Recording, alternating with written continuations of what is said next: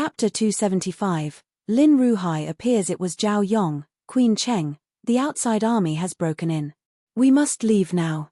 Hearing Zhao Yong's words, Jiang Peihuan instinctively glanced at Xiao Nanya in the bathtub. The golden needles in his back continued to seep black blood, albeit less than before. However, the urging from outside grew more urgent. Just as Jiang Peihuan pulled the golden needles from Xiao Nanya's back, Zhao Yong burst into the room. Let's go. Zhao Yong's expression was grim. Seeing the look in his eyes, Jiang Peihuan didn't hesitate. She grabbed a cloak from the bed and draped it over Xiao Nanya. Then, Zhao Yong went forward to carry Xiao Nanya and head outside.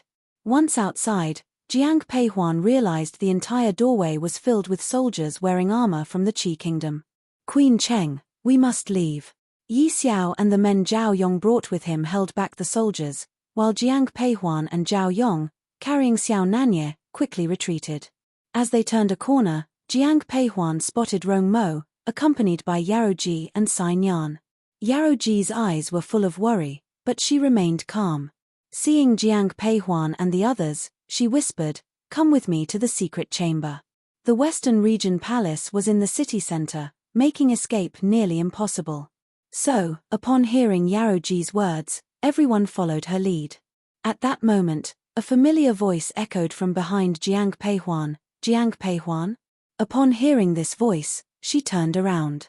Through the crowd, Jiang Peihuan saw Lin Ruhai mounted on a horse. At this moment, Lin Ruhai's face no longer had the elegance he had in the capital. His face revealed some vicissitudes of life, but at this moment, his gaze towards Jiang Peihuan was dark. When their eyes met, Lin Ruhai's were filled with malevolence. Jiang Peihuan, today, I will kill you. Thinking of Lin Xingchen as the new head of the Lin family, and blaming Jiang Peihuan as the root of all troubles, Lin Ruhai wished nothing more than to spill her blood. Zhao Yong, carrying Xiao Nanya, silently shielded Jiang Peihuan. Hearing Lin Ruhai's words, he coldly retorted, "General Lin, are you not afraid of the Emperor's punishment for moving the northern border soldiers without permission? If I dared to act, I wouldn't care about the consequences. Everything I had was ruined by Jiang Peihuan. Only her death can quench my rage." At this moment, Jiang Peihuan finally understood why the army attacked the Western Region Palace. "Don't waste time with him, let's move." Rong Mo, hearing their conversation, spoke up. Hearing Rong Mo, Yaroji also urgently added, "Yes, to the secret chamber." With that, Yaroji took the lead. Jiang Peihuan, walking beside Zhao Yong, occasionally checked on Xiao Nanya's condition. Suddenly pulling out the golden needles meant that the poison had already spread. If it wasn't forced out soon, it could damage Xiao Nanya's internal organs. Hence, Jiang Peihuan was deeply anxious. She could no longer worry about other matters, focusing solely on following Yaroji. But as they progressed, Jiang Peihuan couldn't help but glance back at Lin Ruhai. To her surprise, he didn't order a pursuit. Witnessing this, doubt clouded her eyes. "We're almost there." Jiang Peihuan heard Yaroji's voice as soon as they arrived at a fake mountain in the palace. Just as Jiang Peihuan was about to sigh in relief, she heard the sound of an arrow piercing the air. Without hesitation, she drew her whip and lashed out. An arrow was directly snapped in half. If Jiang Peihuan hadn't reacted quickly, that arrow would have struck Yaroji. Seeing this, fear filled Yaroji's eyes. "Protect the queen." Sai Yan had already drawn his sword, and with others, they formed a protective circle around Yaroji. Jiang Peihuan remained silent, instead focusing on the newcomer. In front of her stood a woman in a black gown from the western regions, resembling Yaroji closely. "Sister, where are you headed?" The woman in black, holding a bow and arrow, smiled as she spoke, her gaze on Yaroji, who was shielded by Sai Yan. Before Yaoji could respond, Sai Yan, with coldness in his eyes, said, "Princess Xueji, how dare you attempt to assassinate the queen? As long as she dies, I will be the ruler of the western regions." "You!" Upon hearing Xueji's declaration, Sai Nian's eyes darkened further. Yaroji, with anger in her eyes, asked, "Did you bring those soldiers?" "Not me. They are here for the Queen Cheng behind you. However, 1 a.m. indeed here for you."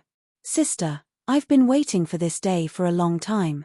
Finishing her statement, Xueji turned to her soldiers. Whoever kills Yaroji will be promoted to the rank of general. The soldiers looked at Yaroji with fiery determination. Seeing this, Sai Nian's anger deepened. You traitors! Have you forgotten your loyalty lies with the queen? Sai Nian, you cannot let your personal affection for my sister influence others to rebel. You're talking nonsense. Even when surrounded by Xueji and her soldiers, Sai Nian was just enraged. But at these words, there was a shadow in his eyes. Sai Nian glanced at Yaroji, and seeing her eyes fixed on Xueji, he sighed in relief, though with a hint of disappointment. Then, Sai Nian turned to Rong Mo. Young Master Rong, please protect Her Majesty. Sai Nian. Before Rong Mo could respond, Sai Nian had already charged forward, pushing Yaroji into Rong Mo's arms. Your Majesty, to the secret chamber. After saying this, Sai Nian directly rushed at Xueji. And Xueji, hearing this, urgently shouted, Stop them. Sai Nian, come back. Yaroji walked to the side of the fake mutane and kept turning a stone with her hands. Soon, a pathway opened up before them. Go, inside. Zhao Yong carried Xiao Nanya forward, and Jiang Peihuan followed. At Rong Mo's words, they hurried into the path. At this moment, Yaroji shouted out to Sai Nian outside. Seeing this, Jiang Peihuan quickly turned back. To everyone's astonishment, Jiang Peihuan drew her whip, swung it towards Sai Nian, and shouted, Catch it. Hearing her voice, Sai Nian tightly grabbed onto the whip. Jiang Peihuan then forcefully pulled the whip back, causing Sai Nian to be lifted off the ground. He landed beside the fake mountain. Seeing this, a smile appeared in Yaroji's eyes. Sai Nian, quickly, come inside. Sai Nian nodded and hurriedly moved toward the pathway. Just as Jiang Peihuan and Xiao Nanya turned to the left path, the people behind them vanished. All Jiang Peihuan heard was Yi Xiao's shout. It's okay. It's safer if we scatter. Hearing Jiang Peihuan's backward glance, Xiao Nanya whispered. Supporting Xiao Nanya, Jiang Peihuan slowly moved forward. After what seemed like a long time, Jiang Peihuan saw a light. They had walked into a room made entirely of stone. However, Xiao Nanya's hand was now cold to the touch. Jiang Peihuan couldn't help but stop. Xiao Nanya? Supporting Xiao Nanya, she had him sit down on a stone bed, looking at him with deep concern in her eyes. I'm fine. Seeing Jiang Peihuan's worried look, he gave a soft laugh. However, Jiang Peihuan noticed that Xiao Nanya's face was extremely pale, and he was trembling as he spoke. She quickly took off her cloak and wrapped it around Xiao Nanya. At first, Xiao Nanya was still able to converse with Jiang Peihuan, but soon he lost consciousness, murmuring about how cold he was. Jiang Peihuan felt his pulse and found a poisonous toxin circulating within him. Drawing out a gold needle from her possession, she inserted it directly into Xiao Nanya's chest. Xiao Nanya continued to shiver. After a short while, there were numerous gold needles covering him. Seeing the blackened blood oozing out from the needles, Jiang Peihuan let out a sigh of relief. 2 hours later, Jiang Peihuan removed the needles.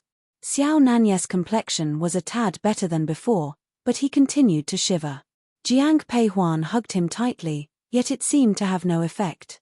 After a long while, she seemed to make a decision, and she undid her waistband, removing her clothing. Then she embraced Xiao Nanya and covered herself with his cloak. Just as she moved closer, Xiao Nanya tightly held onto her. Feeling her warmth, he finally stopped shivering. The moment she touched Xiao Nanya, she felt a piercing cold. When embraced by him, she couldn't help but shiver. After what felt like a long time, Jiang Peihuan felt some warmth emanating from Xiao Nanya. Then, she heard his deep voice, Huan. Upon hearing his voice, she instinctively looked up at him. In the dim light, all she could see was her own pale skin reflecting back. Xiao Nanya's eyes suddenly darkened. Huan. Yes. As she replied, he moved forward to kiss her lips. This kiss was different from the past, it was careful and somewhat exploratory. Xiao Nanya. When he released her, she whispered his name. Their mutual desire evident, he held onto Jiang Peihuan and turned them over. With the flickering lantern light, the two held onto each other tightly on the stone bed. Before falling asleep, all Jiang Peihuan could smell was the cold scent from Xiao Nanya mixed with a faint medicinal aroma. When she woke up, she was alone on the stone bed. If not for the cloak she was wrapped in, she might have believed everything was just a dream. "Xiao Nanya," she called out softly, but there was no response. She discovered that she was already dressed. Seeing this, her eyes softened. As she sat up and her feet touched the ground, she felt weak. A hand reached out to steady her. "Huan-er?" Xiao Nanya had just entered the room and saw Jiang Peihuan almost falling. Quickly, he reached out to steady her, his expression full of concern. "Did you hurt yourself?"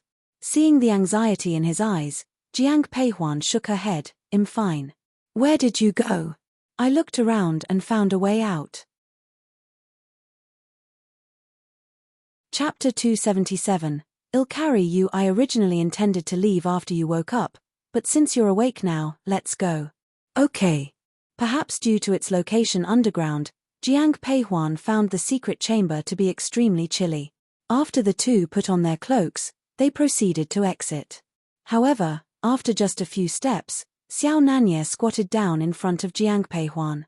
Seeing the man's back in front of her, Jiang Peihuan's eyes were filled with confusion. "What's the matter?" "Get on, 111 carry you. The poison inside you hasn't been neutralized yet. I've suppressed the poison in my body with my inner energy. It won't affect me for a short while. If you're not feeling well, I should carry you." As he said this, there was a hint of upset in Xiao Nanya's eyes.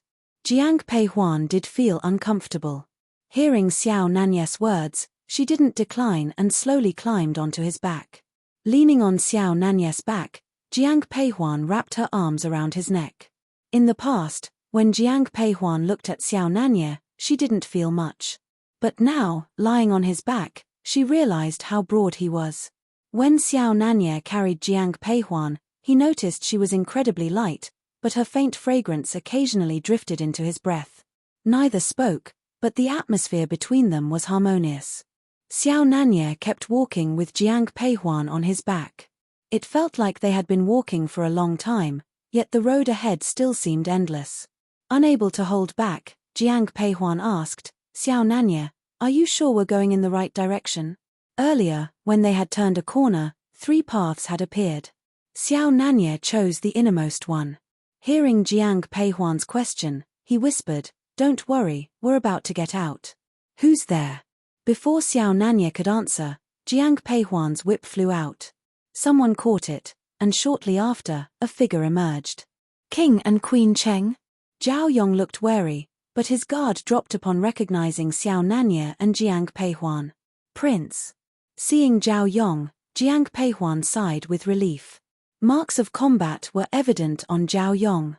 Seeing this, Jiang Peihuan asked, "Prince, did you encounter anyone in the tunnel?" "Yes, I met Princess Xueji Men." "By the way, did you get hurt, Queen Cheng?"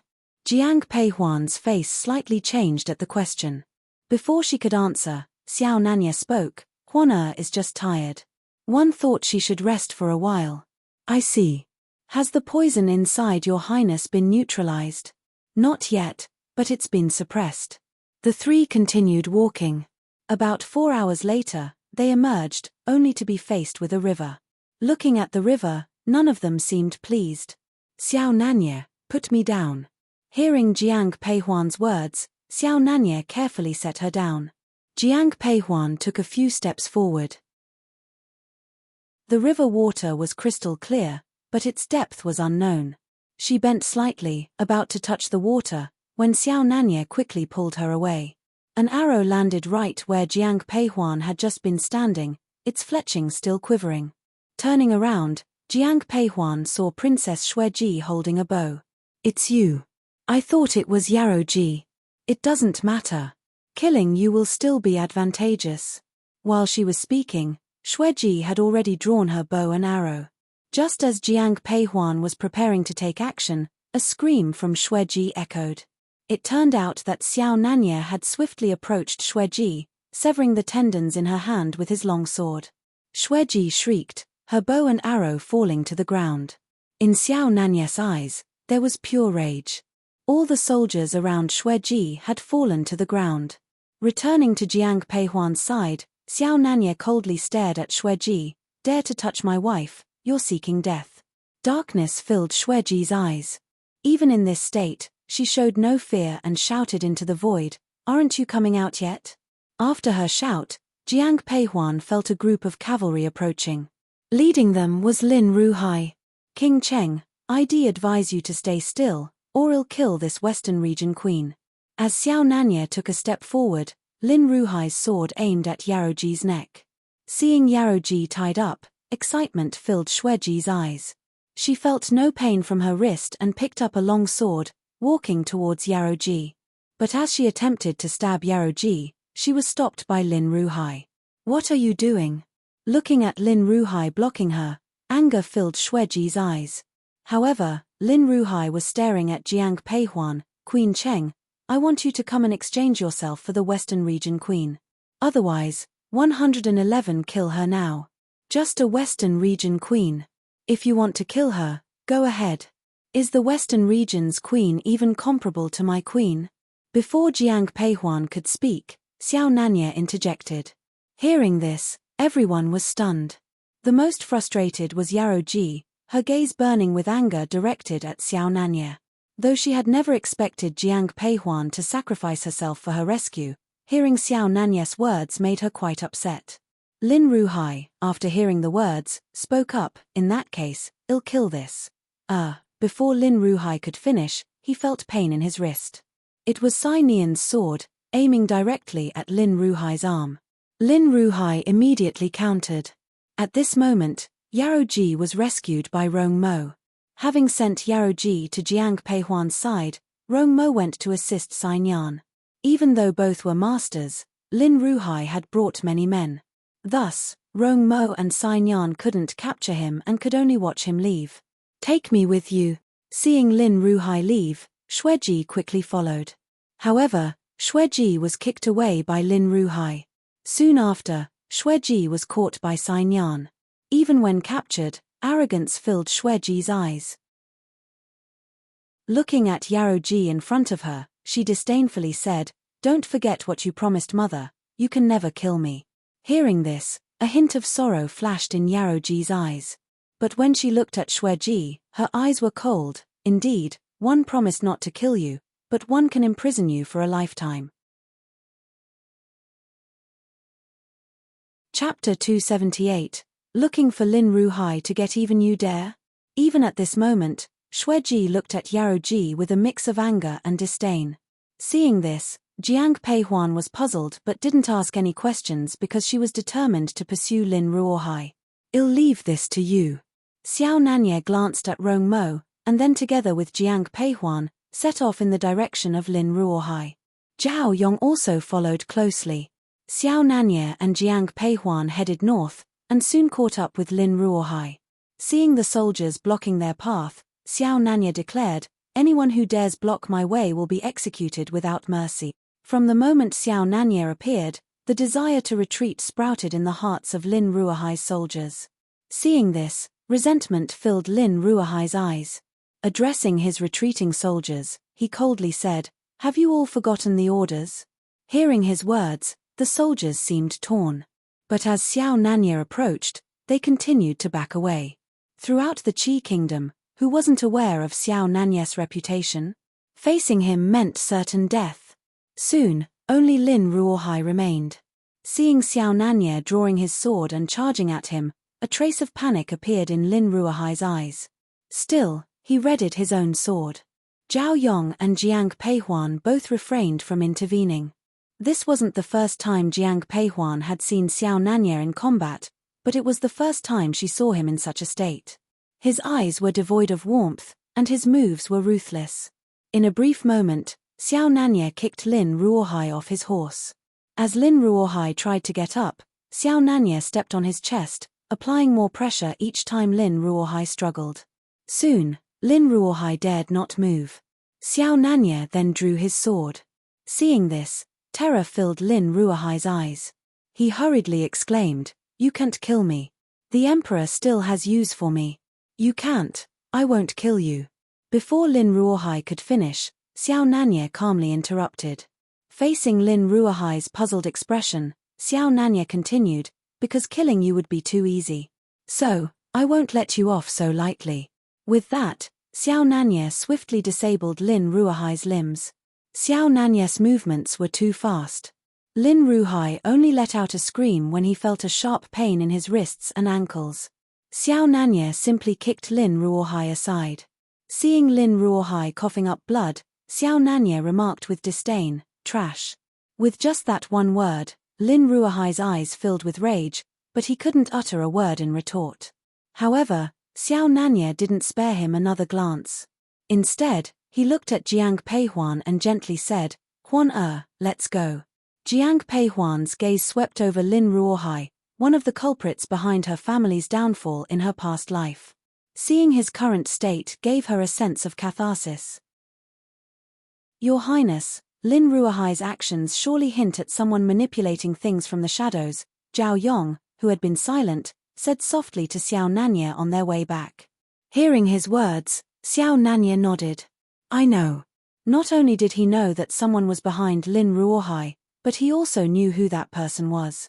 Qi Kingdom Prince Qing's mansion, please bear with it. We need to apply medicine to this whip mark, or it will leave a scar. Lin Mengyaro looked at the whip mark on Xiao Junhao's face, her eyes filled with worry and complexity.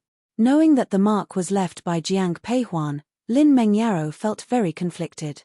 Xiao Junhao's expression was very ugly when, at that moment, Pei Wu hurriedly ran into the living room. After bowing to Xiao Junhao, he turned to the man in the chair and said, "Your Highness, our plan in the north border has failed.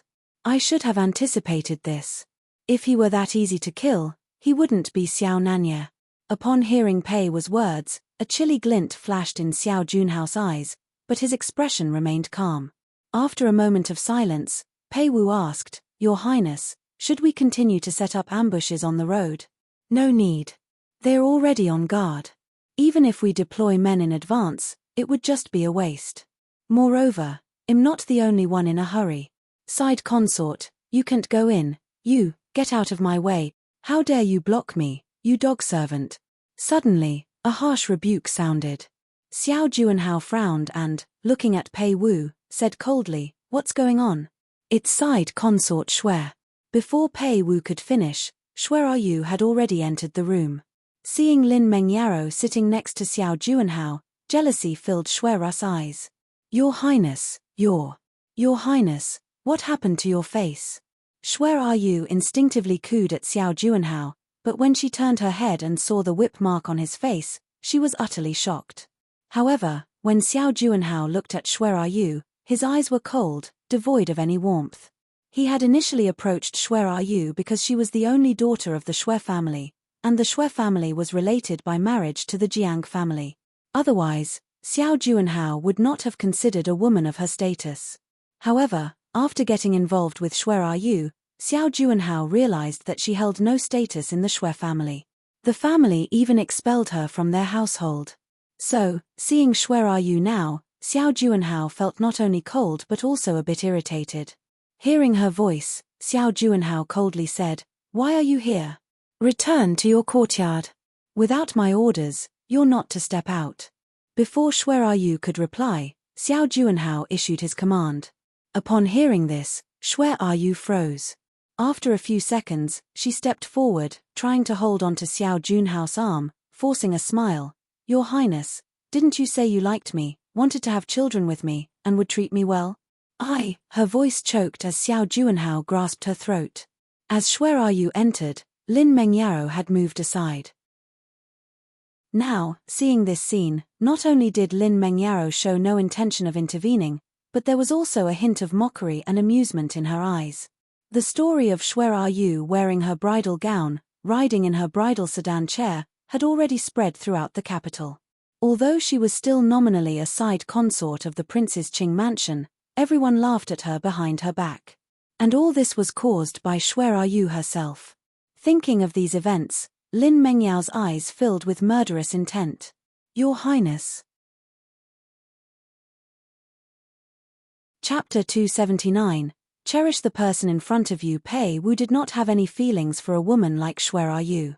But considering she was the daughter of the Shui family and Shui Yu had made an appearance before Emperor Qiming, Pei Wu still whispered to call Xiao Juanhao.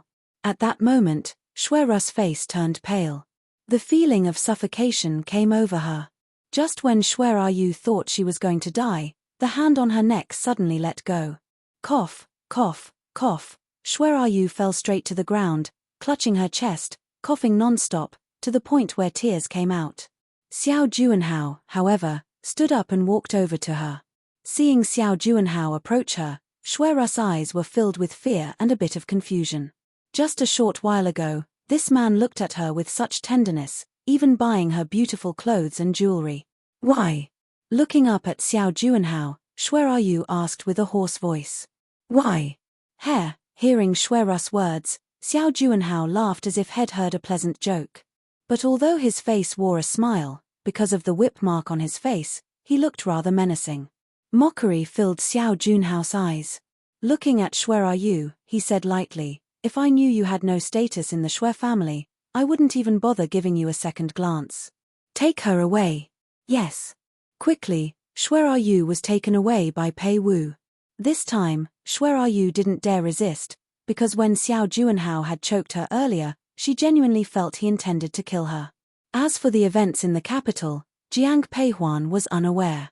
Just after returning to the Western Region Palace, Xiao Nanyes poison began to act up. Yi Xiao, prepare the medicinal bath. Yes. Soon, a bathtub was brought into the room, and Jiang Peihuan helped Xiao Nanya into the bath. As Xiao Nanya sat down, the boiling water instantly turned to ice. Xiao Nanya continued to shiver. Seeing this, Jiang Peihuan looked very worried. These herbs no longer had any effect on the poison in Xiao Nanya's body. Helping Xiao Nanya out of the bathtub, Jiang Peihuan wrapped him in a blanket. But the man reached out and held her. Huan. The man shivered continuously, even his voice quivered. Feeling the man's tremors, Jiang Peihuan instinctively held him, feeling an intense coldness. An hour later, Xiao Nanya slowly recovered. Jiang Peihuan instinctively checked his pulse. Meeting his gaze, she said coldly, the poison has seeped into your meridians. Worry filled her eyes. Seeing her concern, the man chuckled, it's all right. We'll find a way to cure it eventually. I actually think this poison is quite good. In the future, when empoisoned, you can just hold me like you did just now. While saying this, Xiao Nanya held Jiang Peihuan even tighter. However, she pushed him away. Facing Xiao Nanya's innocent eyes, Jiang Peihuan said annoyedly, do you realize that the poison has seeped into your meridians? Soon, it will turn into a cold poison. Once that happens, you could die from its effects at any moment. It won't happen. Huan, I promise you, one will live well and will never die. In the past, he didn't care much about life and death. However, after meeting Jiang Peihuan, Xiao Nanya suddenly didn't want to die like that. He wanted to live well and be with Jiang Peihuan. Let's return to the capital. I want to go back and read medical books to see how to cure the poison from your body. Thinking of the medical techniques that the person left behind, hope emerged in Jiang Peihuan's heart. As for Jiang Peihuan's decision, Xiao Nanya followed it unconditionally. However, when Yaroji heard that Jiang Peihuan and the others were about to leave, her eyes were full of reluctance. Looking at Jiang Peihuan, she couldn't help but speak, Queen Cheng, are you leaving so soon? Hearing Yaroji's words, Jiang Peihuan nodded. Just as Jiang Peihuan was about to speak, she saw Yaroji looking at Rong Mo and asked, when will you give me the child you promised? No one expected Yaroji to remember this. Upon hearing this, everyone looked at Rong Mo, including Xiao Nanya, whose eyes showed a touch of curiosity. Facing everyone's gaze, Rong Mo was very calm. Looking at Yaroji, he said softly, Yaroji, there's a saying in our central plains which I want to give to you now. What is it? Cherish the person in front of you. As he spoke, Rong Mo looked directly at Xinyan beside Yaroji. Following his gaze, Yaroji also looked at Xinyan. Rong Mo continued, Xinyan truly loves you, Yaroji. I hope you can be with him. Hearing Rongmo's words, Yaroji's eyes were filled with confusion and a bit of struggle, but she did not bring up the child again. That night, Jiang Peihuan and the others set off. While sitting in the carriage, Jiang Peihuan learned about Shueji's fate. Yaroji did not kill her but imprisoned her in her palace. Thinking of Shueji's attitude towards Yaroji, Jiang Peihuan couldn't help but turn to Rongmo and ask, "Are all the palaces in the western region so lenient?" Before Rongmo could answer, Xiao Nanya whispered, "It's not the leniency of the western region palace, but because of Shueji's special status." Seeing Jiang Peihuan turning her head to look at him, Xiao Nanya continued, "Shueji is the child of the previous queen of the western region, while Yaroji is just a noble girl. She was adopted by the former queen after her parents died. Why did Yaroji inherit the queen's position?" Understanding this, Jiang Peihuan somewhat understood Shueji's resentment towards Yaroji. After all, the throne originally belonged to her. As for what happened next, he knows better. Xiao Nanya glanced at Rongmo and said lightly. Hearing Xiao Nanya's words, Jiang Peihuan turned to Rongmo. Meeting the curious gazes of the two, Rongmo softly said, "The former queen of the western region had only one child, Shueji, so she was extremely doted on, which led to Shueji's arrogant and cold nature. The former queen was a wise woman. She understood that if she handed the throne to Shueji, it would be harmful to the citizen. So, she gave the throne to Yaroji but made her promise not to kill Shueji no matter what she did." Rongmo briefly explained the story of the Western Region dynasty. After understanding the reasons, Jiang Peihuan had complex feelings in her eyes. She did not approve of the former queen's actions. As a mother, she should have taught her child properly from the beginning, rather than letting someone else be responsible for it later. "Do you know who poisoned you?" Chapter 280. The Great Empress Dowager was poisoned. Jiang Peihuan didn't want to continue the topic of Yaroji and Shueji, so she turned directly to Xiao Nanya and asked. Xiao Nanya, who just had gentle eyes, turned gloomy after hearing Jiang Peihuan's words. Who else could it be besides her? Seeing the darkness in Xiao Nanya's eyes, Jiang Peihuan continued, "What are you going to do next? If you hadn't died this time, she would have planned another assassination soon. Don't worry, she won't dare for a short time." As he said this, there was a menacing look in Xiao Nanya's eyes. Jiang Peihuan raised an eyebrow. "What did you do? Why can she target me, but I can't target her?" In the imperial city, Sinning Palace. "Great Empress, someone, call the imperial doctor." The nanny walked into the Great Empress Dowager's bedroom, only to be met with a strong smell of blood. The Great Empress Dowager was lying on the bed, pale, with blood at the corner of her mouth. Soon, the imperial doctor was summoned to Sinning Palace. Emperor Qiming and the Empress were also alarmed. How could the Great Empress Dowager be poisoned? "What are you people doing?" Hearing the imperial doctor's words, anger flashed in Emperor Qiming's eyes. All the eunuchs and maids of Sinning Palace knelt on the ground, not daring to speak. "Guards, take them all and beat them to death." Hearing Emperor Qiming's words, fear appeared in the eyes of the maids and eunuchs. At this moment, the voice of the Great Empress Dowager reached Emperor Qiming. "Qiming. Mother, how do you feel?" Hearing the Great Empress Dowager's voice, Emperor Qiming could not care less about the eunuchs and maidservants on the ground. He directly walked to the Great Empress Dowager's side, and the Empress hurriedly followed. The Great Empress Dowager's stomach was still throbbing in pain, but when she heard Emperor Qiming's words, she still said softly, "I am fine.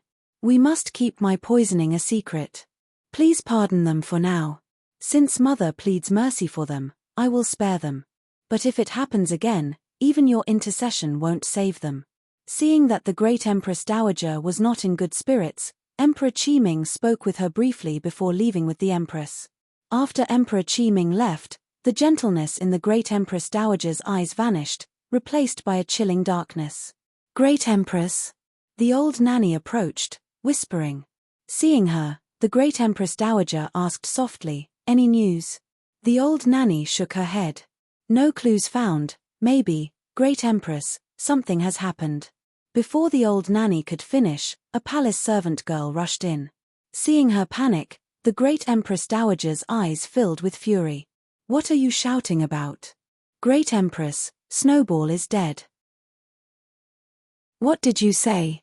Snowball was a pet dog raised by the Great Empress Dowager, greatly cherished, with dedicated eunuchs taking care of it. Moments later, the young eunuch who cared for Snowball entered, holding its cage. Seeing the dog in the cage, the Great Empress Dowager was in turmoil. The dog was gutted, its white fur stained red with blood. Seeing this, the Great Empress Dowager staggered. Take it away. Seeing this, the old nanny quickly stepped forward to support the Great Empress Dowager and ordered the eunuch. Great Empress, we don't need to investigate further. It must be him. That bastard didn't die, he's still alive. By the end of her words, the Great Empress Dowager spat out blood and fainted. The palace maid at the side wanted to call the imperial doctor but was scolded by the old nanny, don't go. When traveling from Kyoto to the western regions, the journey was filled with twists and turns, but on the return trip, everything went smoothly. As they approached the city gate, Zhao Yong and Rong Mo parted ways with Xiao Nanya and Jiang Peihuan. Looking at Zhao Yong seated on his horse, Jiang Peihuan softly said, Prince, thank you for everything this time. Jiang Peihuan wasn't fond of the people of the Huainan King's mansion, but she never grew tired of Zhao Yong. Hearing Jiang Peihuan's words, Zhao Yong whispered, I'm repaying a favor to the queen. From now on, we owe each other nothing. After saying this, Zhao Yong walked away. Master, you're finally back. Han Feng had also arrived at the city gate. Seeing Xiao Nanya getting off the carriage, his eyes were filled with excitement. Queen Cheng when he saw Jian Peihuan, Han Feng quickly went forward and bowed. Get up. Jiang Peihuan had grown accustomed to their form of address. Seeing Han Feng bowing to her, she spoke softly. If there's any news, let's discuss it back at the mansion. Upon Xiao Nanya's command, everyone headed straight to the Cheng mansion. Quen Cheng, Yu and Lu both stood at the main entrance of the King Cheng mansion. Seeing Jiang Peihuan alighting from the carriage, they immediately surrounded her. I'm back. Seeing them, a faint smile appeared in Jiang Peihuan's eyes. Has anything happened at the mansion during my absence? After sitting down on the chair in the living room, Xiao Nanya looked at Han Feng and said, Master, during the time when you and the queen were absent, many people came to the mansion inquiring about news, but Ada and Ayun sent them away. Ada and Ayun are the individuals disguised as Xiao Nanya and Jiang Peihuan. Master, the Great Empress Dowager is sick. Is that so? Listening to Han Feng talking about the events that transpired in the capital, Xiao Nanya's expression remained unchanged. However, upon hearing this, a hint of a smile appeared on Xiao Nanya's face. Yet, there wasn't a trace of mirth in his eyes, only mockery. The Great Empress Dowager is sick, as her junior, it's only right for me to visit. Prepare, I'm going to enter the palace. Yes. Xiao Nanya, I'll go with you. Hearing Jian Peihuan's words, Xiao Nanya frowned. Seeing the look in his eyes, Jiang Peihuan said softly, logically speaking, after our wedding, I should have visited the Great Empress Dowager and the Empress. Then, let's go to the palace together. First, they went to the Chenqing Palace to see Emperor Qi Ming. The two of them first went to the Clear Sky Hall to see Emperor Qi Ming. Emperor Qi Ming didn't seem to notice Xiao Nanya's half-month absence from the capital. Looking at Xiao Nanya, who was paying his respects, he said in a low voice, I thought after your marriage, you wouldn't plan on visiting the palace anymore. Facing Emperor Qi Ming's provocative remark, Xiao Nanya remained silent, as if he hadn't heard anything. Seeing his silence, Emperor Qi Ming turned his attention to Jiang Peihuan. What are you doing in the palace with this guy? Perhaps because of her marriage to Xiao Nanya, Jiang Peihuan noticed that Emperor Qi Ming's attitude towards her had become a bit warmer. Hearing Emperor Qi Ming's question, Jiang Peihuan responded softly, Your Majesty, Nanya and I came to the palace to pay our respects to the Great Empress Dowager. We heard that the Great Empress Dowager is unwell, and the Nanya was worried, so we decided to visit her. Chapter 281, Visiting the Great Empress Dowager. Upon hearing Jiang Peihuan's words, Emperor Qi Ming was stunned. Not only was Emperor Qi Ming stunned, Xiao Nanya himself couldn't help but twitch the corner of his mouth. Do you really think that way? After a moment, Emperor Qiming looked at Xiao Nanya and asked softly. However, when he spoke, doubt filled Emperor Qiming's eyes. He was unaware of the Great Empress Dowager's attempts to assassinate Xiao Nanya, but he was very clear about the Great Empress Dowager's attitude towards Xiao Nanya. So, after hearing Jiang Peihuan's words, Emperor Qiming's expression was very strange. After hearing Emperor Qiming's words, Xiao Nanya's attitude was very calm. He nodded and said softly, 1 a.m. indeed worried about the Great Empress Dowager. When I heard she was ill, I wanted to visit her. If you're worried, then go see her. With that, Emperor Qiming turned to Wang Kuan and said, take them both to the Sinning Palace. Yes. After leaving the Qianqing Palace, Xiao Nanya and Jiang Peihuan followed Wang Kuan towards the Sinning Palace. Before Xiao Nanya and Jiang Peihuan arrived at the Sinning Palace, the news had already reached the ears of the Great Empress Dowager. Hearing the words of those around her, the Empress Dowager's eyes were filled with gloom. He dares to see me, this bastard. Your Royal Majesty, not only has King Cheng arrived, but the Queen is also here. So, today you might have to let them in. In the past, the Great Empress Dowager would not meet Xiao Nanya, so he would only stand at the entrance of the Sinning Palace for a while and then leave. But today, not only Xiao Nanya came, but also Jiang Peihuan. If the Great Empress Dowager still refuses to see them, it won't sound good when the news gets out. Hearing the old nanny's words, the already upset face of the Great Empress Dowager became even more so. After a few seconds of silence, she said coldly, let them in then. Am one supposed to be afraid of that bastard? Your Royal Majesty, King Cheng and Queen Cheng are here to pay their respects. Just as the Great Empress Dowager finished speaking, she heard the voice of a young eunuch in the palace. Seeing that the Great Empress Dowager remained silent, the old nanny turned to the young eunuch and said, hurry up and invite the King and Queen Cheng in. After entering the inner hall, Jiang Peihuan was slightly behind Xiao Nanya. The two of them walked inside together. Upon entering the inner hall of the Sinning Palace, Jiang Peihuan saw the Great Empress Dowager sitting in the main seat. The Great Empress Dowager's face was very pale. Although she had some makeup on, it still couldn't hide the tiredness in her eyes. With just one look, Jiang Peihuan knew that the Great Empress Dowager was truly ill and it wasn't a minor sickness. When the Empress Dowager looked over, Jiang Peihuan slightly bowed, we pays respects to the Great Empress Dowager. Get up. The Great Empress Dowager cast a glance at the two standing below, her eyes filled with complexity. After Jiang Peihuan stood up, the Great Empress Dowager coldly asked, why have you come to my Sinning Palace today? Jiang Peihuan replied, preempting, after the grand wedding, we should have come to the palace for a visit. However, due to my husband's minor illness, we were delayed for a few days. We beg for the Great Empress Dowager's forgiveness. Hearing this, the Great Empress Dowager's eyes wandered over Xiao Nanya, laden with meaning. Feeling unwell, she inquired. Seeing Xiao Nanya appearing perfectly normal, with no signs of illness, the Great Empress Dowager's expression darkened. After a long pause, she finally said, if you're feeling unwell, then rest well at your mansion. Ignoring her implied command to leave, Xiao Nanya said with a smile, I've heard the Great Empress Dowager is unwell, so I came to visit. How are you feeling now? His face bore a smile, but his eyes held no warmth.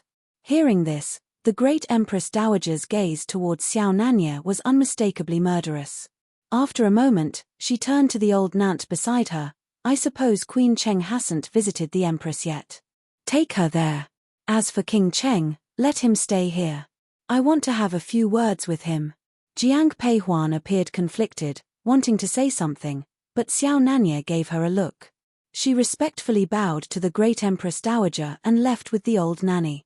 Seeing the expression in the man's eyes, Jiang Peihuan bowed to the Great Empress Dowager and followed the old nanny. After Jiang Peihuan was taken away, the gentle look that remained in Great Empress Dowager's eyes disappeared without a trace, replaced by a shadow of gloom. Did you order someone to kill my snowball? The Great Empress Dowager's eyes turned cold. Xiao Nanya nodded, indeed, Empress Dowager. You truly are foresighted. Even though his tone was indifferent, The Empress Dowager detected the sarcasm. She shouted, "You are just as despicable as your shameless mother." Hearing this, Xiao Nanyes' eyes were filled with fury.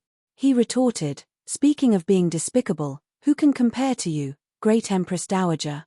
Flustered, she shot back, "What did you say?" For some reason, seeing this side of Xiao Nanye filled the Great Empress Dowager with a sense of foreboding. As she looked at him with disbelief, Xiao Nanye smirked, "Great Empress Dowager, if my imperial brother knew he had another brother from a different father, how do you think he would feel?" "Shut your mouth." Before Xiao Nanye could finish his words, the Great Empress Dowager coldly interrupted him. The warmth in her face disappeared instantly, and she nearly collapsed to the ground. She stared at Xiao Nanye in disbelief, asking, "How could you possibly? Are you asking how I came to know?" Xiao Nanye caught on to her unfinished question, and without waiting for her response, continued, "There are no secrets that remain hidden in this world." Hearing Xiao Nanye's words, the Empress Dowager fell silent. After a long while, she looked at Xiao Nanye with mocking eyes. "So, you came here today to threaten me with this?" "It's not a threat, it's a reminder. Great Empress Dowager, one know your fears.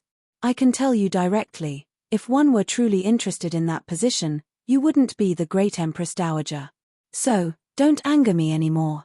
Whether that person lives or dies, I can't guarantee." After saying these words, Xiao Nanye didn't look at the Great Empress Dowager anymore. Without waiting for her response, he left the Sinning Palace. The Great Empress Dowager watched Xiao Nanye's retreating figure, her eyes full of complex emotions, mixed with a touch of panic. Only when Xiao Nanye's figure disappeared from her sight did the Great Empress Dowager, trembling, manage to stand. But as soon as she got up, she collapsed back down. Chapter 282. Taking the Empress Pulse. Jiang Peihuan was unaware of what had transpired in the Sinning Palace. At that moment, Jiang Peihuan was in the Empress Kuan-Ning Palace. "Now that you have married into the King Cheng's mansion, you are family. When you are free, you can come to the Kuan-Ning Palace and chat with me," the Empress said with a smile, looking at Jiang Peihuan seated below her. "I spend my days in the palace without much company." Upon hearing the Empress, Jiang Peihuan quickly stood up to show respect. "Yes. If your Royal Majesty does not find my speech dull, I will often come to the palace to accompany you. If you were dull-witted, then there would be no smart people in this world." Most of the time when speaking with the Empress, it was the Empress doing the talking and Jiang Peihuan listening. She only replied when the Empress asked her something. As Jiang Peihuan listened, her gaze involuntarily drifted to the palace entrance. Even though she knew that the Great Empress Dowager wouldn't harm Xiao Nanye inside the palace, she still worried about any underhanded tactics. After all, there were numerous ways to harm someone in the palace. "Imperial sister-in-law, I'm here to pick up Huan Er." Just as Jiang Peihuan was lost in thought, a deep male voice reached her ears. Soon, she saw Xiao Nanye approaching. "Finally, you're here." With you gone, her attention wasn't here either. "All right, now that you're here, take her home. Live your lives well. I'll remember your words, Imperial sister-in-law." But today is Huan Er's first visit. Does Imperial sister have any gifts prepared? "I've heard of the treasures you possess. You cheeky boy, isn't robbing the Emperor's private treasury enough? Now you covet the items in my possession. Even if you hadn't mentioned it, I'd have given her something. Bring the gifts prepared for Queen Cheng." "Yes." The main maid beside the Empress hurriedly went to the inner chamber. Moments later, several palace maids came out with trays. There were not only jewels but also some rare fabrics. "These are the gifts I've prepared for you. One wasn't sure what you'd like, so I got a variety. Thank you for your generous gifts, Your Royal Majesty." Hearing the Empress' words, Jiang Peihuan quickly bowed in gratitude. The Empress smiled, helping Jiang Peihuan up. After she stood, the Empress turned to Xiao Nanye, saying with mock annoyance, "Satisfied now?" "Yes, thank you, Imperial sister-in-law." "All right, take your wife and go. I also have a gift for Imperial sister-in-law." "Oh, it's rare to get something from you." Xiao Nanye remained silent, pulling out a palm-sized box from his sleeve. Handing it over, he whispered, "This is a trinket I chanced upon outside the palace. I thought Imperial sister-in-law might like it." Upon hearing Xiao Nanyes' words, the Empress immediately opened the wooden box. When the box was opened, Jiang Peihuan saw what was inside. It was a red pomegranate, but the entire pomegranate was inlaid with red gemstones, making it appear like a real fruit. However, when the Empress saw this jeweled pomegranate, the expression in her eyes became very complex. After a long moment, she looked at Xiao Nanye and softly chuckled, "You are thoughtful. Imperial sister-in-law, take good care of yourself. Your wishes will soon be fulfilled." Though Xiao Nanyes' demeanor was very casual, Jiang Peihuan could detect the reassurance in his tone. Looking at the Empress, Jiang Peihuan seemed deep in thought. In her previous life, she had not interacted much with the Empress, only knowing that the Empress had a single daughter. Until Jiang Peihuan's death in that life, she had never heard of the Empress being pregnant again. In her past life, the competitiveness among the princes was largely because the Empress had no son. If the Empress could birth a legitimate son, everything would change. After contemplating, Jiang Peihuan suddenly said, "Your Royal Majesty, I've read some medical books during my free time. May first take your pulse." Upon hearing this, the Empress was momentarily stunned. But she didn't refuse and instead smiled, saying, "Of course, you can." After the Empress sat down on a chair, Jiang Peihuan began to take her pulse. At first, Jiang Peihuan thought the reason the Empress hadn't pregnant for so many years was due to some health issues, maybe cold uterus or other complications. But as she held the Empress' wrist, Jiang Peihuan's brow furrowed. The Empress had only agreed to this pulse reading out of consideration for Xiao Nanye. But seeing Jiang Peihuan's concern, the Empress became more serious. "Queen Cheng, is there something wrong with my health? Your Royal Majesty, do you know why you haven't been pregnant for so many years?" "I don't. The Imperial doctor have checked me, and they found no problems with my health. Perhaps it's just my fate to have fewer children." "No, it's not because of fate. You've been poisoned." "What did you say?" Upon hearing Jiang Peihuan's words, the Empress' smile vanished instantly. Glancing at her personal maid, and waiting for her to leave, the Empress then said, "Queen Cheng, one should not make such accusations lightly. If I truly were poisoned, why haven't the Imperial doctor detected it? Your Royal Majesty, do you feel fatigued and dizzy during the fall but recover by evening? And when winter comes, you become unusually cold intolerant. How did you know?" Hearing Jiang Peihuan's words, the Empress' complexion changed instantly. After a pause, the Empress' eyes widened. "Could it be? I've truly been poisoned. Your Royal Majesty, the poison has been in your body for 7 years. 7 years? Princess 17 is 8 years old, and I've been poisoned for 7 years. All these years, one thought it was destiny not granting me another child. But it was actually the work of traitors." The Empress' eyes burned with anger and a cold fury. After a long time, she turned to Jiang Peihuan, asking softly, "Huan, do you know the nature of the poison?" "The poison in your body is called pinealia. It's a chronic poison, primarily making women infertile. Can the poison inside me be cured?" When she said this, the Empress' eyes were filled with urgency. Meeting the Empress' anxious gaze, Jiang Peihuan nodded seriously. "Rest assured, Your Royal Majesty, this poison can be cured."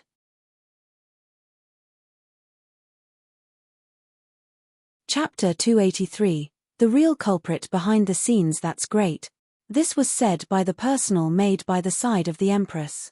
Seeing Jiang Peihuan look at her, she quickly spoke up, "Queen Cheng, please save the Empress." "Are you the personal maid of the Empress?" "Arce has been my personal maid for many years." This was said by the Empress. The Empress saying this indicates that Arce is trustworthy. However, when Jiang Peihuan looked at Arce, her expression was very complicated. "The sachet on the girl smells very good. I wonder what kind of fragrance is inside." Hearing this, Arce's face changed instantly. In an instant, she pushed towards a nearby pillar. Arce reacted quickly, but she was no match for Xiao Nanye. The man rushed forward, directly kicking Arce to the ground. She spat out blood immediately.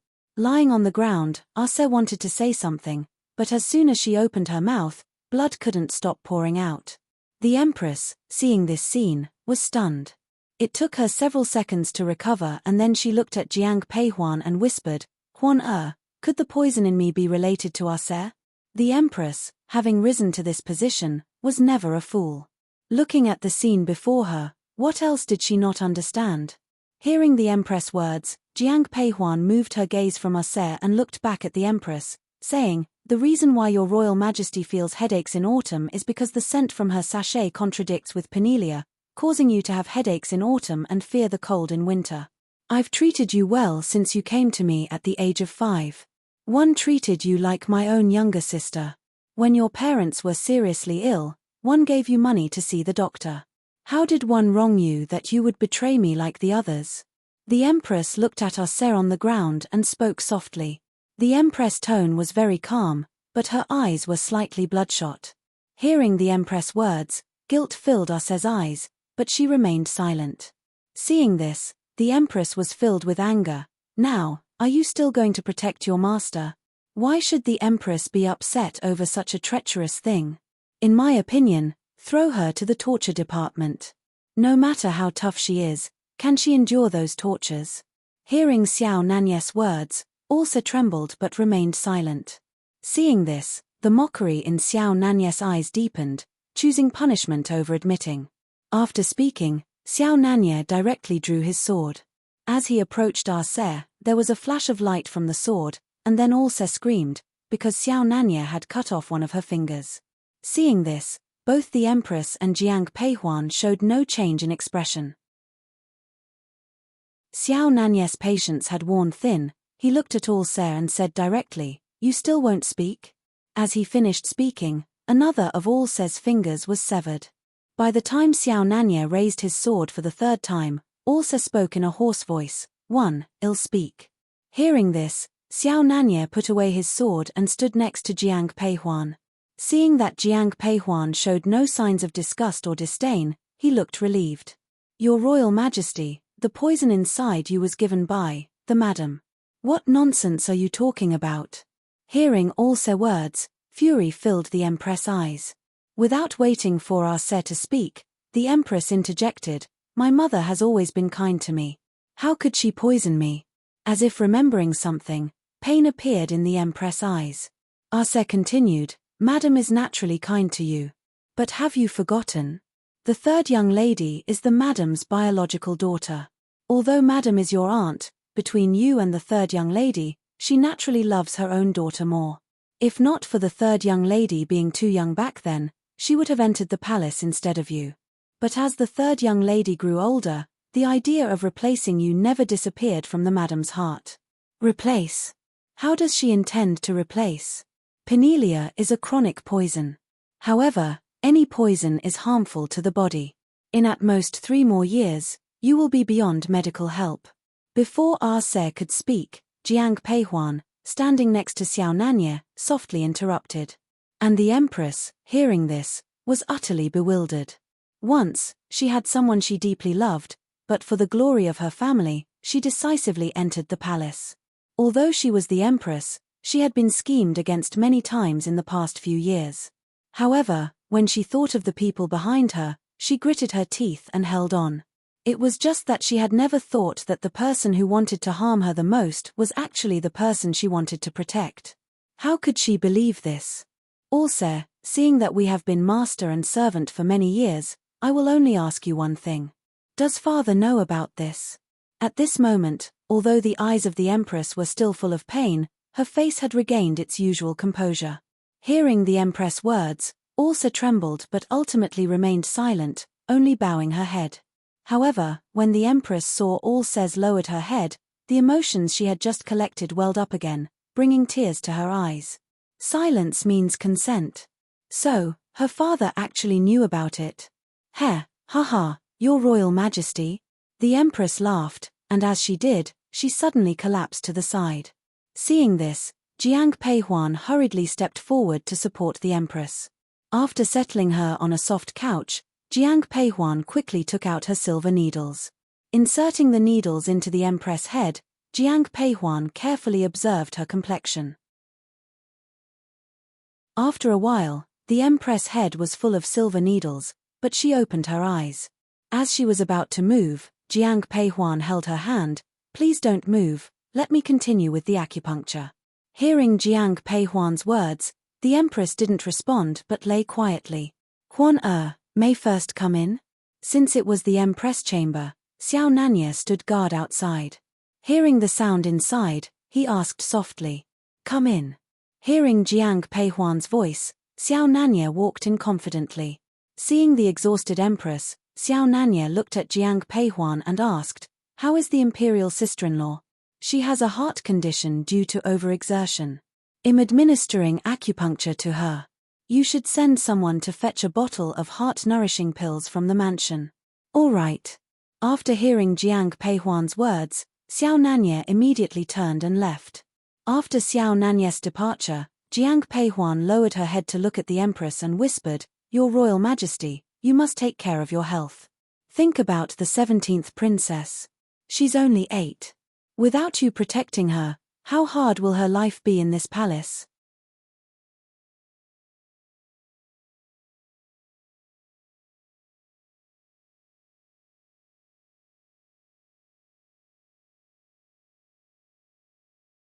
Chapter 285. Returning to the general's mansion, the sound by her ear made Jiang Peihuan's heart tremble slightly. A moment later, she spoke softly, "Xiao Nanya, in this life, as long as you don't betray me, I will always stand by your side." Even though her words sounded rigid, upon hearing them, Xiao Nanya's eyes revealed a hint of a smile. He didn't know what Jiang Peihuan was thinking, but he understood that she wasn't weak like ordinary women. She was strong and determined. Just having Jiang Peihuan's promise made him feel incredibly contented. Turning his head to look at her, Xiao Nanya whispered, "One swear to the heavens, if I, Xiao Nanya, dare to betray Jiang Peihuan, I will surely." "Don't say it." Before he could finish, Jiang Peihuan covered his mouth with her hand. Their eyes met. The intensity in the man's eyes seemed to burn Jiang Peihuan, causing her to instinctively release her grip. However, he caught her hand. Holding on to Jiang Peihuan's hand, Xiao Nanya leaned down and kissed her lips. The temperature between the bed curtains rose instantly. When he let go of the curtains, Xiao Nanya used a palm technique to extinguish the candlelight. The next day, when Jiang Peihuan opened her eyes, the sky outside was already bright. By her side, Xiao Nanya had already gotten up. As Jiang Peihuan was about to rise, she heard a knock on the door. "Your Highness, are you awake? Come in." The person standing outside was Yu. Walking into the room, Yu placed a basin of hot water on a nearby stand before approaching Jiang Peihuan to help her dress. With Yu's assistance, Jiang Peihuan changed into a moon-white robe. Jiang Peihuan didn't prefer overly bright colors. However, since she had just married Xiao Nanya, she couldn't dress too simply, so she chose this robe. "Why didn't you wake me up?" While washing up, Jiang Peihuan asked Yu. Usually, by this time, she would have finished her training. If this continued, it wouldn't do. Taking the towel from Jiang Peihuan, Yu chuckled softly. "One initially intended to wake you up, but His Highness King Cheng said to let you rest a bit longer." Hearing this, Jiang Peihuan didn't comment further. Yu stepped forward to do Jiang Peihuan's makeup. Looking at the reflection, Yu said with a smile, "My queen, the king mentioned we're going to the general's mansion today. How about styling your hair into a mountain bun?" Usually, Jiang Peihuan simply tied her long hair at the back. However, things were different now. Hearing Yu's suggestion, she nodded, "Do as you see fit." With Jiang Peihuan's consent, Yu not only neatly styled her hair but also applied some makeup. Jiang Peihuan, who usually avoided makeup, was naturally beautiful. Now, with a slight touch-up, her beauty made Yu stunned. After a long while, Yu looked at Jiang Peihuan's reflection and said, "My queen, you look truly beautiful this way." Jiang Peihuan had always known she was attractive, but looking at the reflection now, she was slightly surprised. The person in the mirror was truly her. Eyebrows and eyes were beautifully drawn, naturally carrying a hint of allure. You. Xiao Nanya strode into the room but was taken aback upon seeing the person before him. When Yu saw Xiao Nanya come in, she greeted him and promptly left the room. Thus, only Xiao Nanya and Jiang Peihuan remained in the room. Xiao Nanya approached Jiang Peihuan, his eyes filled with amazement. You look breathtakingly beautiful. Didn't you say we were going back to the general's mansion? Are we going now, or after breakfast? Well, leave immediately and have breakfast at the general's mansion. Jiang Peihuan didn't object to Xiao Nanya's decision and simply nodded in agreement. Soon, the two of them got into the carriage. The previous night, Xiao Nanya had sent Han Feng to deliver a message. So, when Jiang Peihuan and Xiao Nanya stepped off the carriage, she saw the entire Jiang family waiting at the entrance. Besides the old Madame Jiang, both Jiang Hong and Shui Yang stood there. Jiang Peihuan hurriedly approached to pay her respects. Father, mother. Shui Yang took a moment to examine her daughter. Seeing the softer Jiang Peihuan compared to her usual self, Shui Yang's eyes beamed with joy. Let's go. Your grandmother is waiting. Go greet her first. Okay. Nodding, Jiang Peihuan and Shui Yang headed to the Chrysanthemum Hall. Meanwhile, Xiao Nanya was surrounded by Jiang Hong and Jiang Changbai. The group cheerfully proceeded towards the Chrysanthemum Hall. Although old Madame Jiang sat on a grand chair, her gaze remained fixed outside. Not hearing any familiar voices, a hint of anxiety appeared in her eyes. Haven't they arrived yet? Old Madam, be at ease. Didn't the Cheng mansion send someone yesterday saying the eldest miss would return today? Grandmother? It's Huan. Hearing Jiang Peihuan's voice, the old Madame Jiang rose from her chair, so abruptly that Nanny Shu had to support her. Grandmother. Upon entering the main hall, Jiang Peihuan saw old Madame Jiang approaching and promptly went to greet her. However, before she could kneel, the old madam held her hand. It's good that you're back. Her eyes brimmed with excitement. Grandmother, with eldest sister back, do my second sister and one lose our appeal? Jiang Xijin, who was beside Shui Yang, said with a laugh.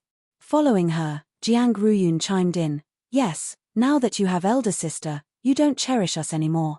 You two naughty monkeys, the old madam chided with a smile. After pulling Jiang Peihuan to sit down beside her, old Madame Jiang turned to look at Xiao Nanya. Your Highness, please dine with us before heading back. Grandmother, Huan and I haven't had breakfast yet.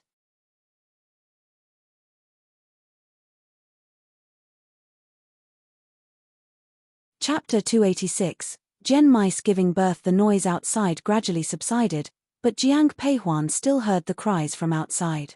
A moment later, Nanny Shu walked up to the old madam. There was a hint of struggle in her eyes. Seeing the look in her eyes, old Madame Jiang said directly, Speak up, His Highness King Cheng I sent a stranger. Hearing this, Nurse Shu stepped forward and whispered, Old Madam, Madame Jian is about to give birth. She's only just over 7 months pregnant, I sent she. It seems she's going into premature labor. Upon hearing Nanny's words, there was a shadow of concern in old Madame Jiang's eyes. Although she wasn't fond of Jian Mai, the child in her womb was still a child of the Jiang family. Grandmother, perhaps we should go see Aunt Mai. At this moment, Jiang Peihuan suggested to old Madame Jiang. Hearing her words, the old madam nodded. Your Highness, I recently acquired some fine weapons. How about we go take a look together? At this time, Jiang Changbai spoke to Xiao Nanya. Given that a concubine from the Jiang family's second branch was giving birth, Xiao Nanya naturally wouldn't want to join the commotion. So, after hearing Jiang Changbai's words, he quickly nodded in agreement. However, as he was getting up, Xiao Nanya looked at Jiang Peihuan and whispered, Huan once you're free, come find me at elder brother's place. All right. After nodding to the man, Jiang Peihuan went to the fragrant garden with old Madame Jiang's support. When Jiang Peihuan and old Madame Jiang entered the courtyard, they immediately saw a very anxious Jiang Yuan and a conflicted Zhu Rongfang. How could she go into labor prematurely? Mother, why are you here? Hearing old Madame Jiang's voice, Jiang Yuan and Zhu Rongfang quickly approached and paid their respects. Second uncle, second aunt. Standing next to the old madam, Jiang Peihuan also greeted Jiang Yuan and his wife. Huan you are now a queen of Cheng Mansion. You shouldn't bow to me anymore. Seeing Jiang Peihuan's gesture, Jiang Yuan quickly held his niece's hand. Second uncle, how is Aunt Mai? Hearing this, worry deepened in Jiang Yuan's eyes. We don't know yet. From inside the room came the cries of Jian Mai. Hearing the screams, Jiang Peihuan frowned. Have you called a doctor? How can we let a male doctor see a woman in labor? Jiang Peihuan had just spoken when Jiang Yuan immediately replied. Upon hearing this, Jiang Peihuan was speechless. She almost forgot that her second uncle was quite old-fashioned. Thinking for a moment, Jiang Peihuan turned to Jiang Yuan. Second uncle, let me go in and see. After all, I've read a few medical books. Maybe I can help. Without waiting for Jiang Yuan's reply, Jiang Peihuan walked towards Jian Mai's room. When she entered, she was greeted by a strong smell of blood. The midwife was by the bed but seemed clueless because Jian Mai's cervix hadn't dilated yet. Jian Mai's face was pale, but when she heard a voice, she instinctively turned her head. Seeing that it was Jiang Peihuan, she was momentarily stunned. However, Jiang Peihuan had already approached and checked Jian Mai's pulse. A searing pain emanated from her abdomen, and Jian Mai let out a scream. Hearing this, Jiang Peihuan whispered, "Don't scream, or you won't have the strength for the delivery later. Go get Aunt Mai a bowl of ginseng soup." Yes. After the maid left, Jiang Peihuan sat next to Jian Mai. Jiang Peihuan began massaging several acupuncture points on Jian Mai's body. Whether it was psychological or not, Jian Mai felt the pain in her abdomen lessen. By the time Jiang Peihuan's hands were sore from massaging, the maid returned with the ginseng soup. Aunt Mai, quickly, drink the ginseng soup. With the maid's assistance, Jian Mai drank the entire bowl of soup. Whether it was due to Jiang Peihuan's massage or the ginseng soup, Jian Mai felt her strength returning. However, seeing Jiang Peihuan still standing by her side, there was complexity in her eyes. Why are you helping me? Hearing Jian Mai's words, Jiang Peihuan spoke softly. The Jiang family is one and the same. We all thrive or suffer together. The child in your womb is a member of the Jiang family. Jiang Peihuan's voice was very cold, but Jiang Mai's eyes lit up with hope upon hearing these words. It's opening, the birth canal is opening. At that moment, the midwife suddenly exclaimed joyfully. Jian Mai felt waves of pain, even more intense than before. Madam Jian, push. The young master is about to come out.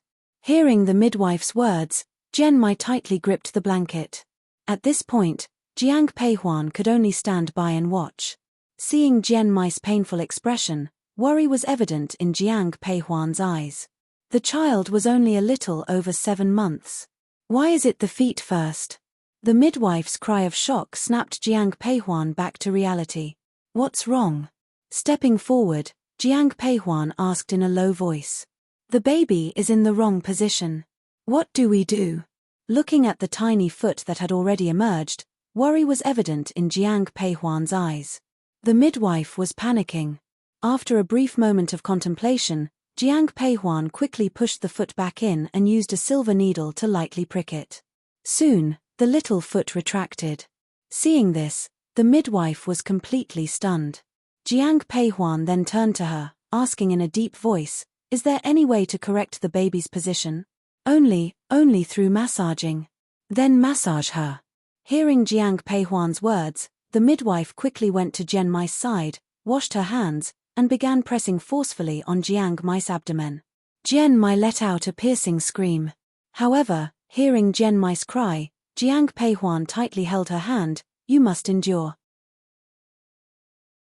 If we don't correct the baby's position, he could easily suffocate. Hearing Jiang Peihuan's words, Jian Mai's eyes widened. She didn't scream anymore and only gripped Jiang Peihuan's hand tightly. I got it. An hour later, seeing the baby's head starting to emerge, the midwife's eyes were filled with joy. Hearing this, Jiang Peihuan hurriedly said to Jian Mai, "Did you hear that? The baby's position has been corrected, and he will be out soon. Just hang in there a bit longer. Madam Jian, push harder, the baby is about to come out." Jian Mai, looking as if she had been pulled out from the water, still tightly held onto Jiang Peihuan's hand upon hearing the voice. He's out, he's out. My baby, where's my baby? Jian Mai's consciousness began to blur, but upon hearing the midwife's words, she still looked towards her hands. Jiang Peihuan also looked over. The baby was tiny, due to being premature, only the size of a palm, with translucent fingertips.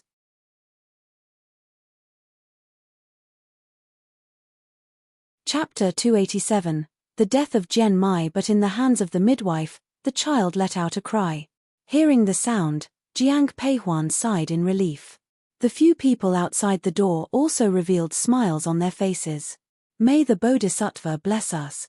Old Madame Jiang, hearing the cries from inside, clasped her hands and made a gesture of prayer towards the sky. Inside the room, Jiang Peihuan wrapped the child and placed him next to Jiang Mai. She then whispered, "It's a boy, and he's very handsome." Jiang Mai was already exhausted, but on hearing Jiang Peihuan's voice, she opened her eyes with all her might. Looking at the baby in the swaddle, tenderness filled Jian Mai's eyes. Due to premature birth, the baby's skin was slightly purple and he was very small, but Jian Mai was still overjoyed. She tried to touch the baby's face but couldn't lift her hand. Seeing this, Jiang Peihuan reached out and took her hand, placing it gently next to the baby's face. Jian Mai cautiously touched the baby's cheek. Her eyes were filled with satisfaction. Watching this, tenderness also filled Jiang Peihuan's eyes. No matter what, this child was her younger brother, another male member of the Jiang family. You should rest. Giving birth drains a lot of energy, so you need to recover. Thank you. Hearing Jiang Peihuan's words, Jian Mai remained silent for a moment. She then turned to Jiang Peihuan and whispered her thanks, gratitude evident in her eyes. Hearing the thanks, surprise appeared in Jiang Peihuan's eyes. She softly replied, "You're welcome, I didn't do it for you." "I know, but I'm still grateful for your help." Before Jian Mai could finish, she felt a sharp pain in her abdomen. Soon after, the midwife exclaimed, "Oh no, she's hemorrhaging." Hearing the midwife's cry, Jiang Peihuan hurriedly handed the baby to a maid and turned her attention to Jian Mai. She had a massive hemorrhage after giving birth, and Jian Mai's blood had stained the quilt underneath her. Jian Mai let out a terrible scream and suddenly gripped Jiang Peihuan's hand tightly. The force surprised Jiang Peihuan. She thought Jian Mai was scared and quickly reassured her, "It's okay, one will save you." While saying this, Jiang Peihuan tried to free her hand to fetch a silver needle. But Jian Mai gripped her even tighter, making it impossible to pull away. Meeting Jiang Peihuan's eyes, Jian Mai rasped, "Can I ask you for a favor?" Seeing more and more blood, worry appeared in Jiang Peihuan's eyes. Hearing Jian Mai's words, she replied softly, "What is it? Tell me.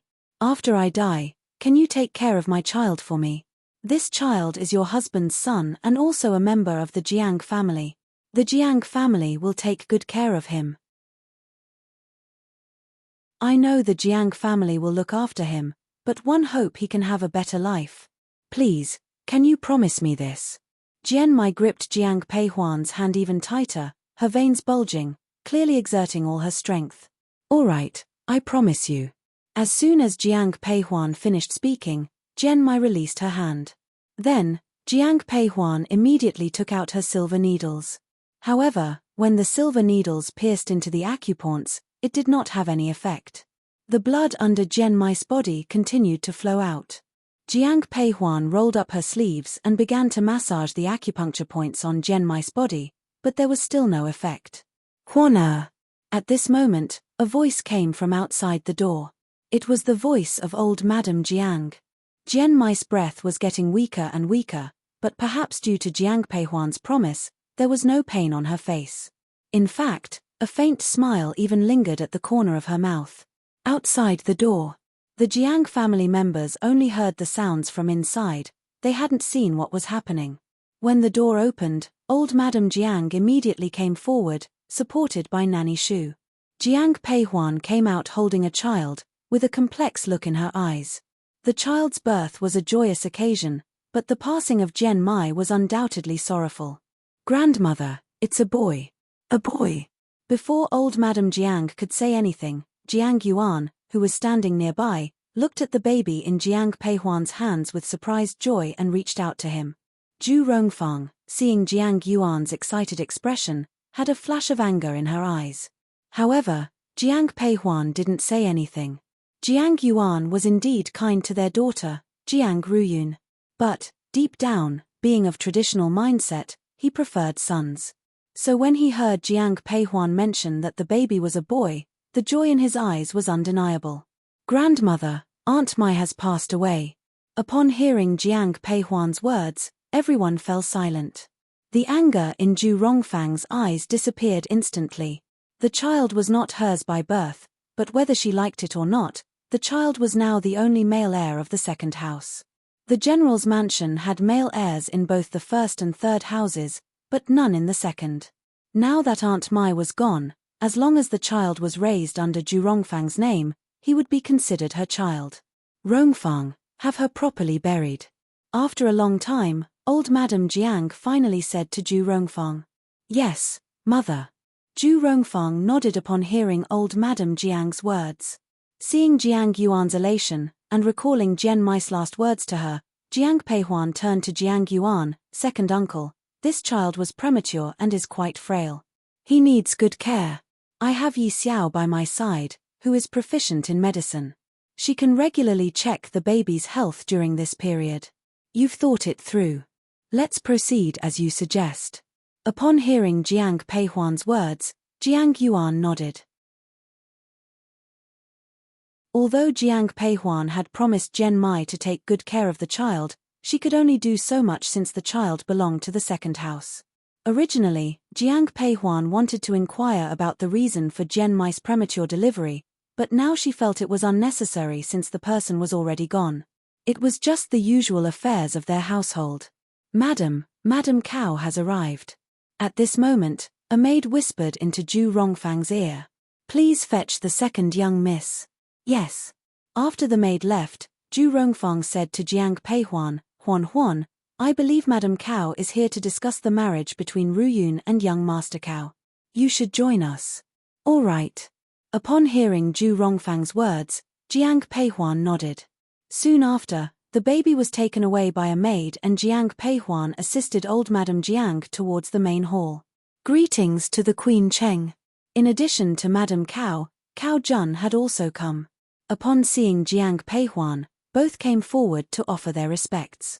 After all, Jiang Peihuan was now the queen of Cheng Mansion, and they needed to show their respects to her. But when Jiang Peihuan saw Madame Cao bowing, she quickly stepped forward to hold her hand. Madam, there's no need for such formalities.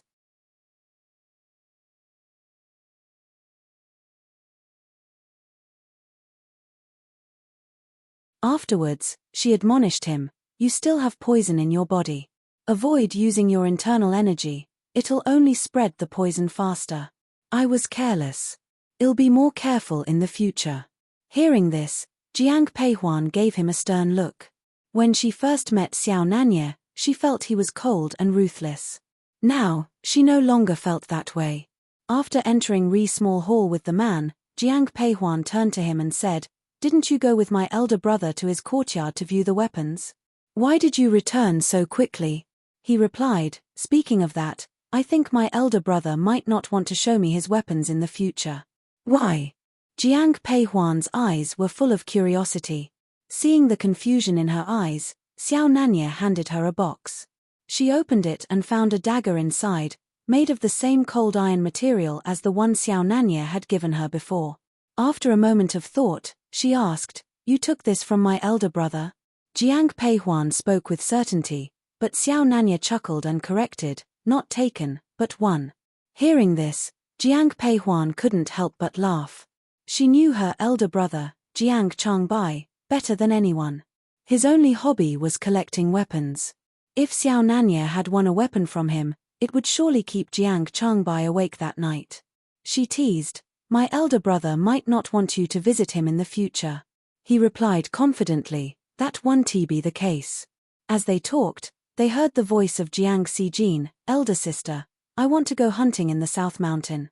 Would you accompany me? Noticing Xiao Nanye, Jiang Xijin greeted with a lively jump, Brother-in-law, "You're here too." Although Xiao Nanya usually appeared cold, he greeted her warmly, "Fourth young lady."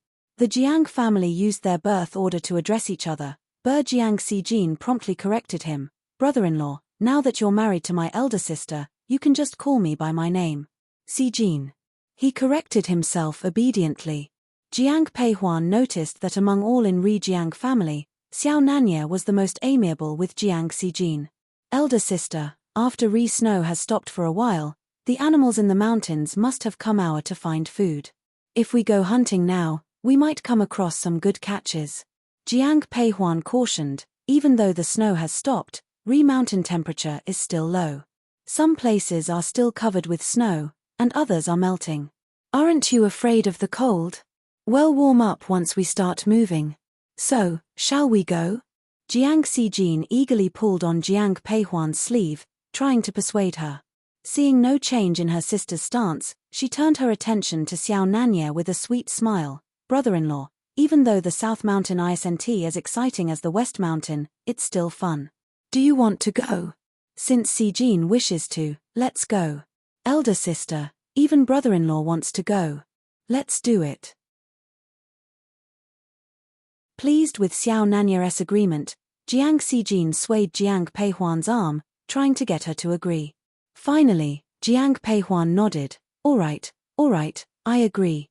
If we're going, why not ask elder brother, Ruyun, and Songbai if they'd like to join? Third brother has gone to visit friends, so one won't ask him. But he'll check with elder brother and second sister.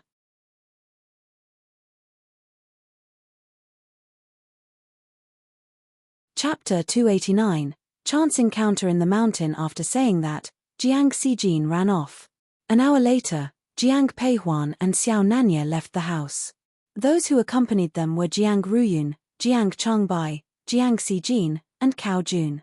When Cao Jun heard that the Jiang siblings were heading to South Mountain, he decided to join them.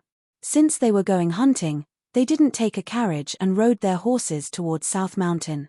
Jiang Xijin, who usually stayed in the military camp, was excited to get out. She eagerly spurred her horse forward. Worried about Jiang Xijin's safety, Jiang Changbai followed her. Initially, Jiang Peihuan wasn't too invested, but seeing the others racing ahead, she became interested. Turning to the man beside her, she whispered, "Xiao Nanya, do you remember our first horse race?" Hearing Jiang Peihuan's voice, Xiao Nanya nodded and smiled. "Of course I remember. We didn't have a clear winner back then. Are you challenging me to a rematch today?" "Indeed." As her words fell, Jiang Peihuan gently patted her horse, Lai Feng, saying, "Let's go, Lai Feng." Lai Feng, being highly responsive, immediately galloped forward at Jiang Peihuan's command. Looking at Jiang Peihuan's figure, Xiao Nanya also spurred his horse, Zui Yun, saying, "Zui Yun, you can't let your wife win." After Jiang Peihuan married into the Cheng mansion, Lai Feng also moved with her. Lai Feng and Zui Yun were kept together. It's said that horses follow their owners, and among the rare breeds, Zui Yun was quite aloof, but he always loved following Lai Feng. Now, seeing Lai Feng sprinting forward, Zui Yun quickly chased after. "Eldest sister, brother-in-law, wait for me." Initially, Jiang Xijin was leading, but two figures suddenly raced past her. Watching the backs of Xiao Nanya and Jiang Peihuan, Jiang Xijin called out. However, all she got in response was the dust they kicked up. The group soon reached South Mountain. As they approached the foot of the mountain, Jiang Peihuan reined in Lai Feng. As she halted, Xiao Nanya stopped beside her. Glancing at the man next to her, Jiang Peihuan whispered, "It's another tie.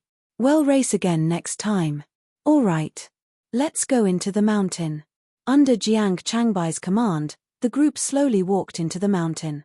Just as they entered, numerous small animals scattered around. Seeing this, Jiang Xijin, with a grin, drew her bow and arrow. One knew there'd be plenty to hunt, she remarked as she shot two rabbits. "Why are there only small creatures? No big one," she complained after some time. Hearing her, Jiang Changbai whispered, "For bigger prey, we need to go deeper. This area is too shallow. Then let's go deeper." As she spoke, Jiang Xijin rode deeper into the woods. Seeing this, Jiang Changbai didn't object. After all, the Jiang family children had martial arts training from a young age and enjoyed hunting. However, as he passed by Jiang Peihuan, he told Xiao Nanye, "Your Highness, please take care of Peihuan. Don't worry, elder brother-in-law. Eldest young master, rest assured, 111 take care of Ruyun," Cao Jun added as Jiang Changbai glanced at him. Then, the six of them ventured deeper. "Elder brother, come quick, there really is something." Not long after they ventured in, Jiang Peihuan heard Jiang Xijin's voice. Following the direction of the sound, Jiang Peihuan frowned. That voice. Jiang Peihuan and Xiao Nanye exchanged glances, both with a hint of bewilderment in their eyes. Although Jiang Changbai wasn't married, he was still a grown man and well-versed in worldly matters. So, when he saw Jiang Xijin moving forward, he immediately shouted, "Xijin, come back." But it was too late. The arrow from Jiang Xijin's bow had already been released. As Jiang Xijin's arrow took flight, Jiang Peihuan heard a woman scream in pain, a voice she recognized all too well. "Eldest sister, it sounds like Yang Xin," Jiang Ruyun whispered before Jiang Peihuan could speak.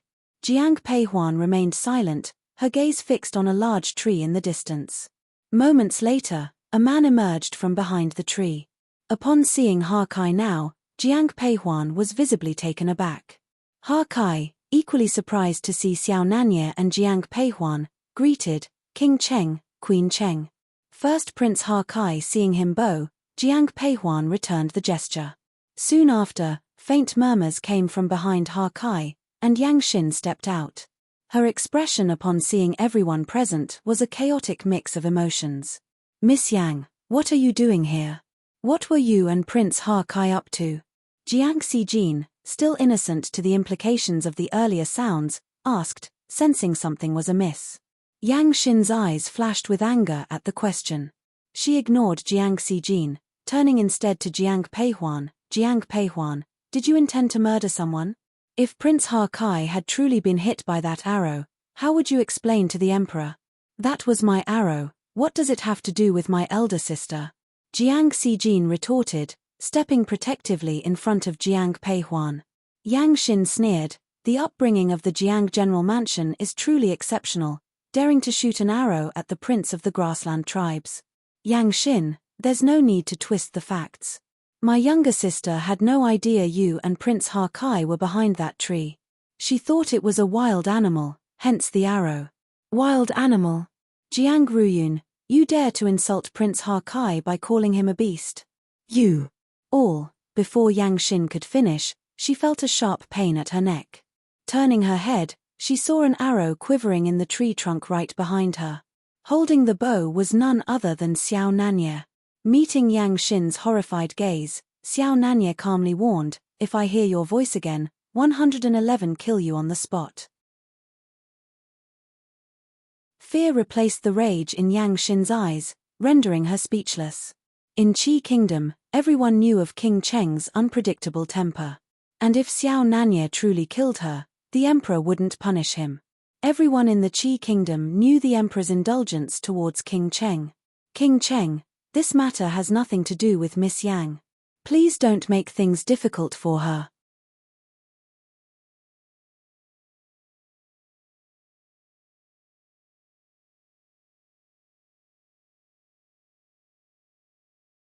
Chapter 290, Hunting in the Mountains. "By what right are you speaking to me?" Upon hearing Ha Kai's words, Xiao Nanye replied immediately, his eyes devoid of warmth. Stunned by Xiao Nanye's words, Ha Kai was caught off guard. Though his tribe on the grassland was small, his status as the prince gave him considerable respect among the princes of the Qi Kingdom. However, now, Ha Kai realized that in Xiao Nanye's eyes, his status meant nothing. Anyone else making such a statement would have deeply humiliated Ha Kai. However, as his tribe values strength above all, and knowing the capability of King Cheng, he quickly bowed in apology after a few moments of silence. "One apologize for my oversight, please forgive me, King Cheng." Beside them, Yang Xin, who had been listening, was left in complete disbelief. When she learned that Prince Ha Kai was searching for a bride among the noblewomen, Yang Xin took the initiative to approach him. Although her heart was set on Prince Qing, the latter's household had become too lively, leading her to abandon that idea. Now, seeing Harkai's deference to Xiao Nanye, Yang Xin was left questioning her choices. "Let's go over there," Xiao Nanye said, not even acknowledging Harkai's apology. Instead, he turned to Jiang Peihuan. Upon hearing him, Jiang Peihuan nodded and followed. As they were leaving, Xiao Nanye instinctively took her hand, positioning himself protectively in front of her. Watching this scene, a range of emotions played out in Yang Xin's eyes, especially when she noticed the bow and arrow in Jiang Peihuan's hand. "After they leave, we should go too," Harkai said to Yang Xin. "But why are we leaving this vast south mountain?" Yang Xin started, but was abruptly interrupted by Harkai. "Enough," he snapped. "Don't think I'm unaware of why you approached me. I don't mind if you play your games, but if you ever try to manipulate me, I will not spare you." With that, Harkai walked away, not even sparing another glance at Yang Xin. Watching the man who was once affectionate with her now leave so coldly, Yang Xin's eyes darkened. She turned and took another path. Biting her lip, Yang Xin walked off in another direction. Jiang Peihuan, unaware of the preceding events, wouldn't have cared even if she knew. At that moment, the Jiang family was focused on hunting, having entered deep into the mountains. Jiang Ruyun couldn't help but ask Jiang Peihuan, elder sister, "Is Yang Xin planning to marry into the grassland tribe?" As she spoke, she instinctively glanced at Cao Jun beside her. After all, there was once an engagement between him and Yang Xin. Although she and Cao Jun were soon to be married, she couldn't help but overthink this detail. Seeing no reaction on Cao Jun's face, as if he hadn't heard her words, Jiang Ruyun breathed a sigh of relief.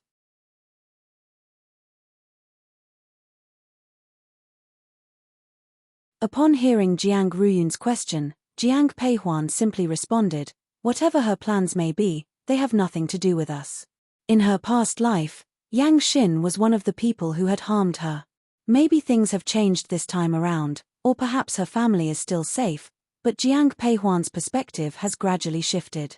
As for Yang Xin, as long as she doesn't provoke Jiang Peihuan, there won't be any issue. Jiang Peihuan's approach may be simple, but there are those who refuse to let her be. "Elder sister, look." Suddenly, Jiang Xijin exclaimed in surprise. Following her gaze, everyone spotted a white tiger not far away. The white tiger had originally wanted to come out and find food. At first, when it sensed the presence of humans, it was somewhat excited.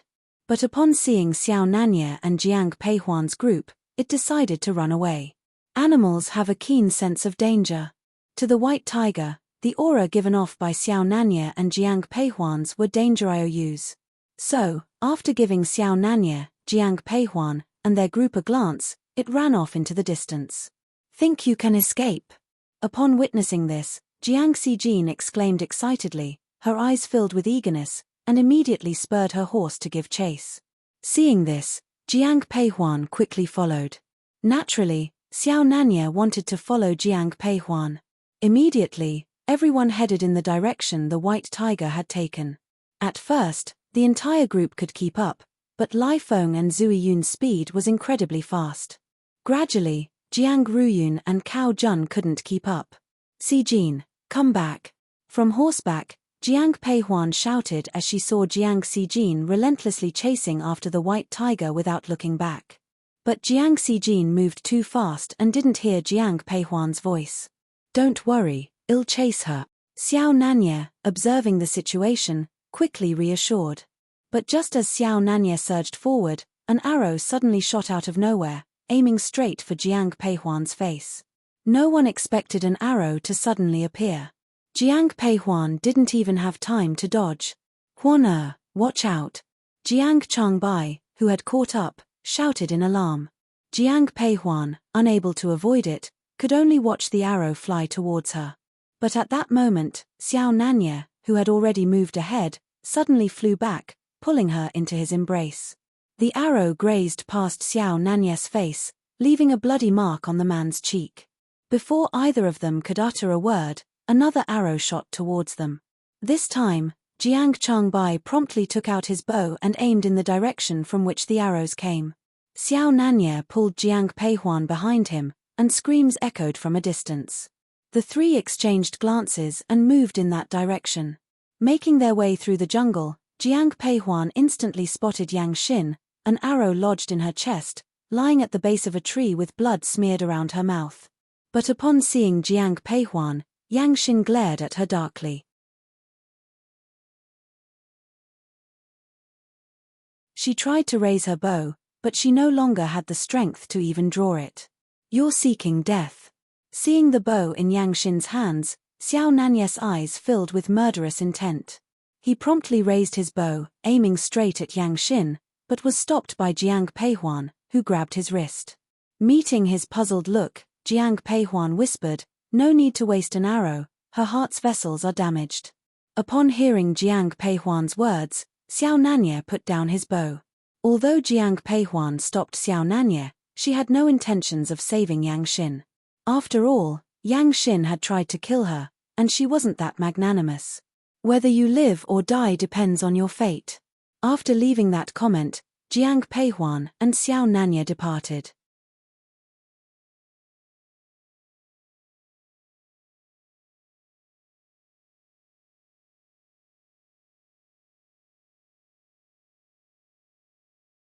Chapter 291. The death of Yang Xin and Prince Ha Kai. Seeing them walk away, Yang Xin let out a sigh of relief.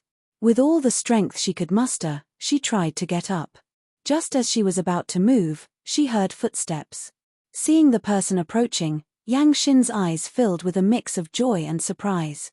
However, an arrow shot directly at her. Staring at the person in front of her, her eyes reflected confusion and a touch of sorrow. "Your Highness, Prince Ha Kai should be nearby too. With only Yang Xin, the Emperor won't harm Jiang Peihuan. But if Prince Ha Kai is also killed, even if His Majesty wishes to keep the peace, the ministers won't allow it," Lin Mengyaro calmly remarked. Xiao Juanhao, holding a bow and arrow, nodded in agreement after hearing her words. "You're right." He then turned to Pei Wu, "Take a few men and go after Ha Kai. Remember, clean up properly." "Yes." Following Xiao Junhao's order, Pei Wu left immediately with a few men. Xiao Juanhao stood still, not sparing a glance at Yang Xin, who lay dead on the ground. Instead, his gaze followed the direction Jiang Peihuan and Xiao Nanye had taken. His eyes held a complex emotion. Jian Peihuan was completely unaware of these things. Unaware of these events, Jiang Peihuan helped Xiao Nanye tend to his wound after they left. His flawless face bore a distinct scar. Only now, as she cleaned the wound, did Jiang Peihuan realize its depth. Fortunately, since they came for hunting, Jiang Peihuan had brought along a medicine for wounds. Preparing to apply it, she warned Xiao Nanye, "This might sting a bit. Bear with it." Millimeter. Jiang Peihuan carefully treated Xiao Nanye's injury. By the time she was done, Jiang Changbai returned with Jiang Xijin, and behind them, they dragged a white tiger. "Elder sister, look. One shot this white tiger." Brother-in-law, you're hurt?" While talking to Jiang Peihuan, Jiang Xijin noticed Xiao Nanye's facial injury.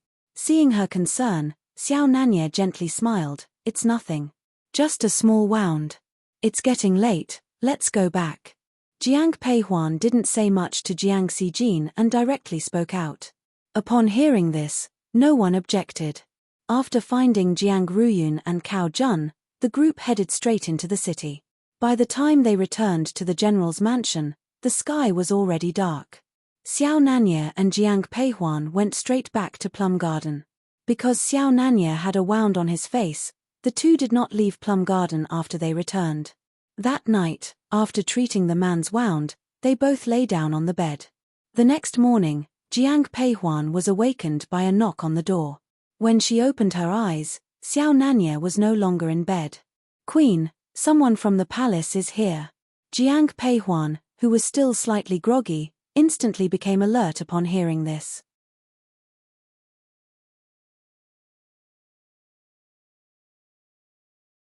"Do you know what's going on?" she asked softly, looking at Yu who was combing her hair. In response to Jiang Peihuan's question, Yu shook her head, "I'm not sure, someone from the palace said thief come to summon you." When Jiang Peihuan and Yu went out, they saw it was Wang Kuan. Upon seeing him, Jiang Peihuan nodded slightly. Where's King Cheng? His Highness was sent by the Emperor to handle some matters. His Highness left the mansion very early. Hearing this, Jiang Peihuan's eyes flickered, realizing that Xiao Nanye had been deliberately sent away by Emperor Qiming. All the Jiang family members had also arrived. Seeing the worry in their eyes, Jiang Peihuan reassured them, "Father, Mother, don't worry, I'll be back soon." Without an official summons, the Jiang family couldn't enter the palace, so they could only watch Jiang Peihuan board the carriage. Throughout the journey, not a single word was spoken between them. However, when they reached the entrance of the Chenqing Palace, Jiang Peihuan heard a faint voice whispering into her ear, "Be careful, Queen Cheng. Prince Ha Kai and Miss Yang's are dead." The words were spoken by Wang Kuan.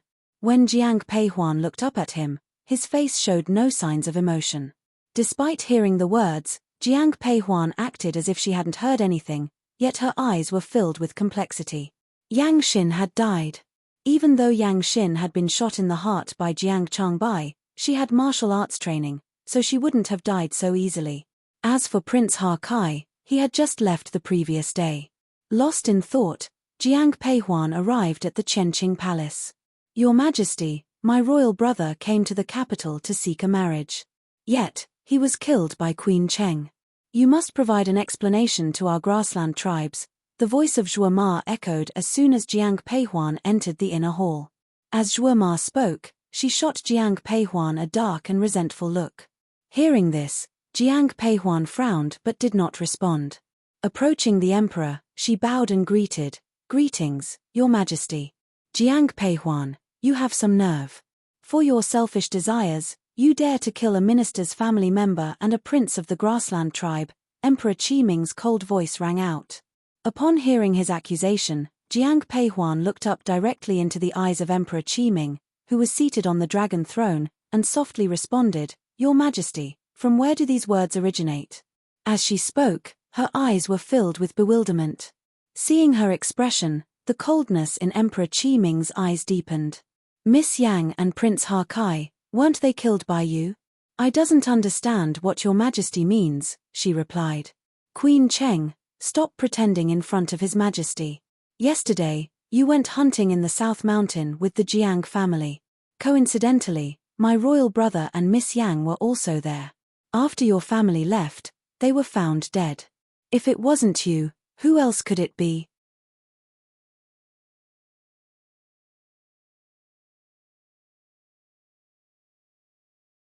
"I've also heard that you had a grudge with Miss Yang."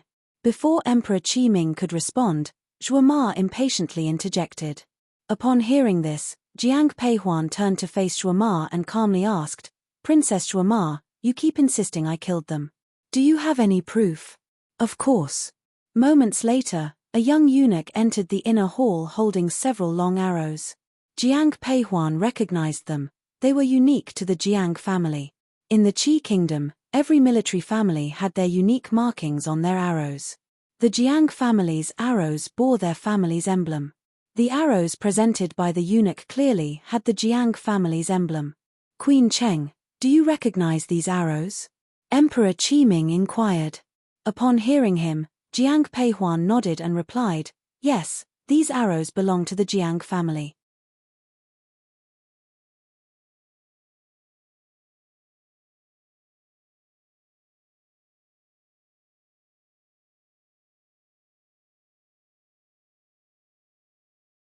Chapter 292, Confrontation in the Palace is the mark above fake? No. Do you know these arrows were found on Miss Yang and Prince Ha Kai? Upon hearing Emperor Qiming's words, Jiang Peihuan's expression became somewhat unpleasant, not because of the current situation but because of these arrows.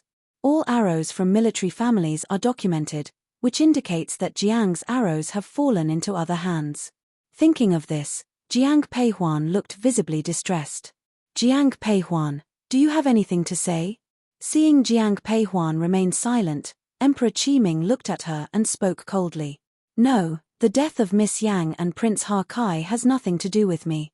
Before Emperor Qiming could reply, Jiang Peihuan continued, "Although these arrows are from Jiang's family, they weren't shot by someone from the Jiang family." "Are you joking with me?" Apart from the Jiang family, Who else can get their hands on Jiang's arrows? Regarding this matter, I'd also like to know. Jiang Peihuan, how dare you? Hearing Jiang Peihuan's words, Emperor Qiming slammed the table in anger. Seeing this, Jiang Peihuan silently knelt down. However, her expression remained calm. Seeing Jiang Peihuan like this, Emperor Qiming's anger grew. Looking at the kneeling Jiang Peihuan, Emperor Qiming spoke directly. Jiang Peihuan, do you think that since you're married to Nanya, I can't touch you? Imperial brother? Just as Jiang Peihuan was about to speak, she heard a familiar voice and saw a familiar figure approaching her. It was Xiao Nanya. The man had clearly rushed over, not even wearing his cloak. Seeing Xiao Nanya, the anger in Emperor Qiming's eyes diminished slightly. But then, as if remembering something, he became furious again. I sent you to investigate the disaster that befell the common people. Why are you here? I didn't know the imperial brother asked me to investigate that. I thought the intention was to harass Huan. King Cheng, don't be deceived by the Queen Cheng, silence. Zhuo Ma, who was standing nearby, looked at the suddenly arriving Xiao Nanya. Seeing him defend Jiang Peihuan, jealousy filled her eyes. But she was abruptly cut off by Xiao Nanya. The man stared coldly at Zhuo Ma. Who do you think you are to interrupt a conversation between me and my imperial brother?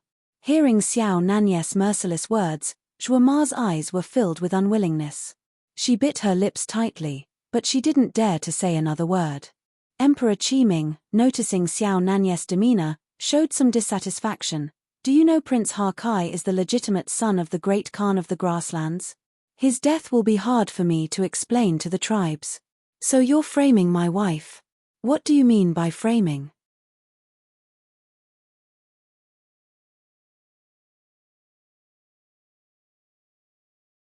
Just because of a few arrows, you concluded that Huan is the murderer. Isn't that framing? Don't tell me Huan is innocent. Even if she really killed the prince of the grassland tribes, so what? If the tribes are unhappy with you because of this, I am willing to lead an army to conquer the entire grassland. Xiao Nanya's voice was soft but clearly audible to everyone. Hearing Xiao Nanya's words, Emperor Qiming laughed sarcastically. I didn't know you were such a devoted lover. Although Emperor Qiming's face was full of anger, there was no real fury in his eyes. Zhuo Ma's persistent questioning had irritated him greatly. But with Xiao Nanya's words, Emperor Qiming felt fearless all of a sudden. Imperial brother, Huan was with me all day yesterday. The deaths of those two have nothing to do with her. Then what about these arrows? Regarding these arrows, I will investigate together with the Jiang family members. We will definitely find out the truth. Hearing Xiao Nanya's words, Emperor Qiming fell silent. After a long while, he looked at Xiao Nanya and said, You trust your wife so much.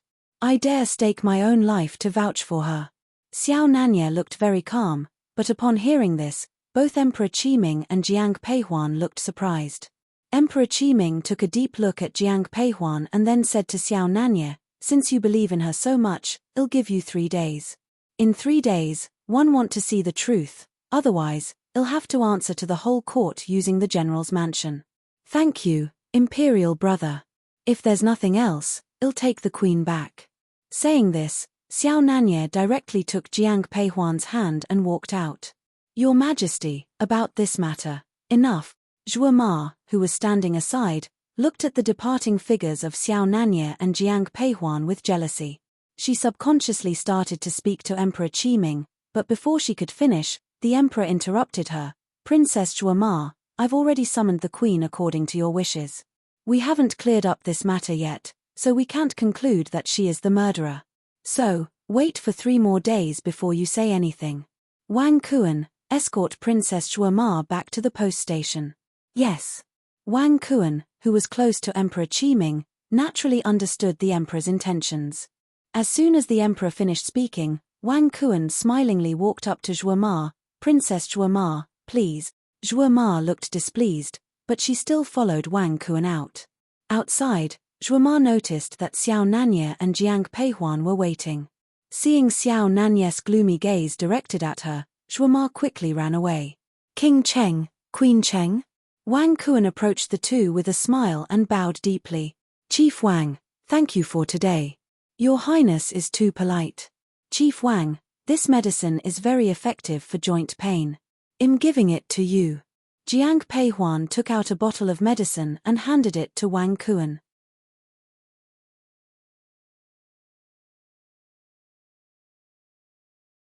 Monetary compensation seemed too crude for Wang Kun's repeated help, so Jiang Peihuan chose to give him what he needed. She noticed that Wang Kuan had joint problems from the first glance, a common issue for eunuchs in the palace since they often kneel. Wang Kuan, who was initially all smiles, froze upon hearing Jiang Peihuan's words.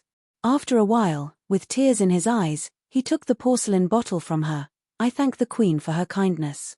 If you find improvement, let me know, and I'll continue to prepare the same medication for you. If it's not effective, I'll try another prescription.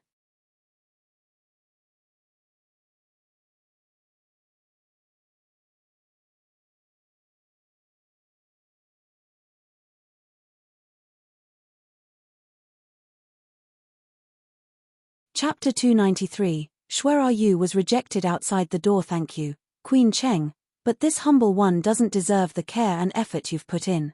Chief Wang, you serve closely to the Emperor and should take good care of your health. As Wang Kuan spoke, Jiang Peihuan softly replied. Hearing her words, gratitude filled Wang Kun's eyes, but he remained silent. He was the chief eunuch serving beside Emperor Qi Ming. While everyone would show him a certain degree of respect, in private, no one truly respected him. Yet, every time Jiang Peihuan spoke to him, her demeanor was gentle and her words carried respect. It's getting late. King and Queen Cheng, please take care on your way. After bowing to Xiao Nanye and Jiang Peihuan, Wang Kuan softly spoke. The couple nodded and left immediately. After leaving the palace, they went straight to the general's mansion. The Jiang family was awaiting news. Seeing Xiao Nanye and Jiang Peihuan, Shui Yang immediately asked, Huan why did the emperor summon you to the palace? Jiang Hong and the others didn't speak, but their gazes naturally turned towards Jiang Peihuan. Meeting everyone's eyes, Jiang Peihuan briefly recounted the situation regarding Yang Xin and Ha Kai, then continued, the emperor ordered me to find the real culprit within 3 days. Hearing Jiang Peihuan's words, concern filled the eyes of the Jiang family members. As Jiang Peihuan was about to speak, Xiao Nanye's voice interrupted, Father, Mother, don't worry. I will ensure this matter is thoroughly investigated. Hearing Xiao Nanye, Jiang Hong and Shui Yang's gaze shifted to him. Aware of Xiao Nanye's capabilities, Shui Yang nodded, King Cheng, we'll rely on you for this matter. Mother, Huan and I are husband and wife now. There's no need for formalities between us. Hearing this, Shui Yang smiled without saying anything else. With Xiao Nanye's presence, the Jiang family felt somewhat reassured. However, after returning to Plum Garden, both Jiang Peihuan and Xiao Nanye wore expressions of concern. Huan do you have any leads on this matter? Hearing Xiao Nanye's question, Jiang Peihuan shook her head. The Jiang family has offended many over the years, so one don't have any leads for now. It might not necessarily be against the Jiang family. It could be against me. Meeting Jiang Peihuan's puzzled look, Xiao Nanye smiled, one have as many enemies as the Jiang family. Although he smiled as he spoke, his eyes were cold. No matter who it is, I'll find them. You don't need to worry about this. I'll have Han Feng investigate. Jiang Peihuan believed that Xiao Nanye had more means to investigate than she did, so she didn't object. After all, they are now husband and wife. They are one, so when faced with issues, they should support each other.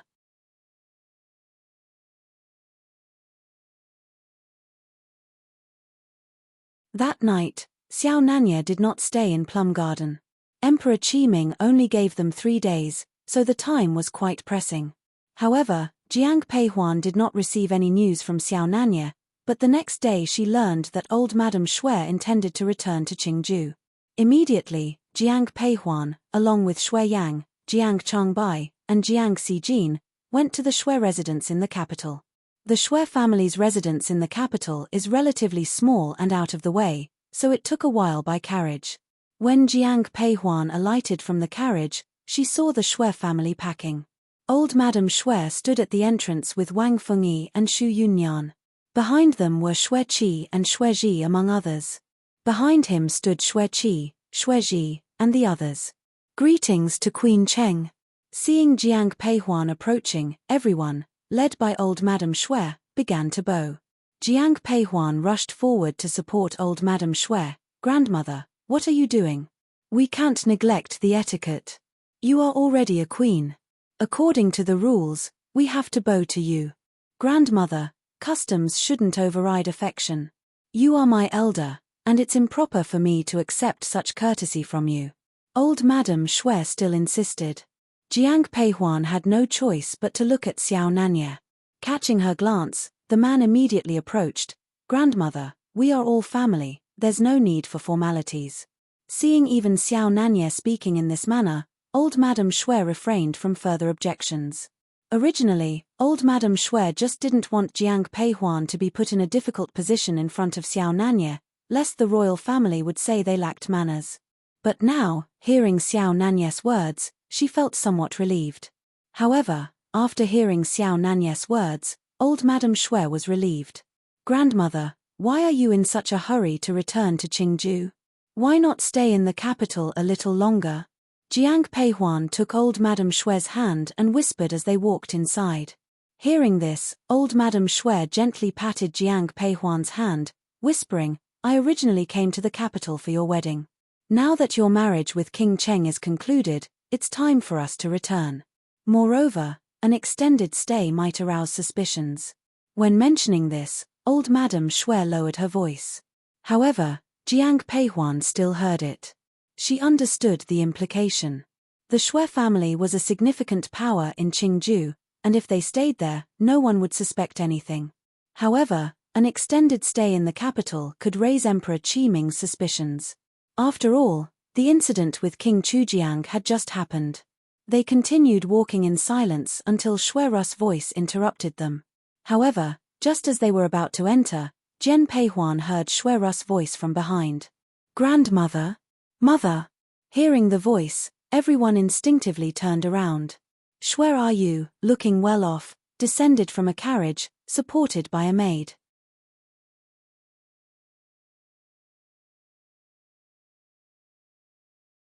As Jiang Peihuan observed, she thought Shui Ru must have been leading a comfortable life in the Qing mansion. Grandmother, you're returning to Qingju. Why wasn't I informed?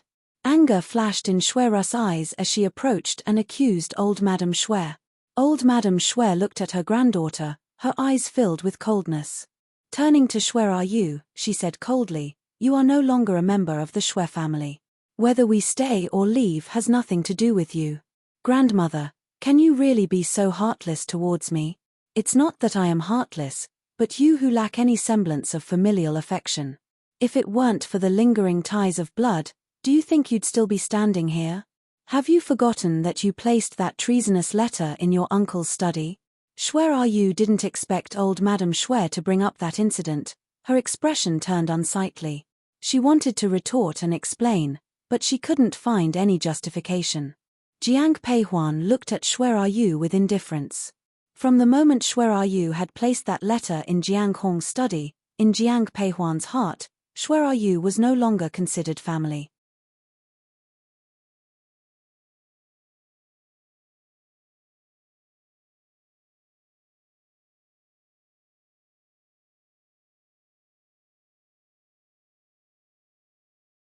Chapter 294.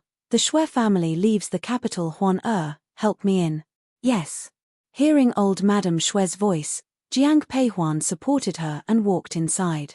Seeing this, Shui Ru instinctively followed, but she heard old Madame Shui's emotionless voice, she's not allowed in.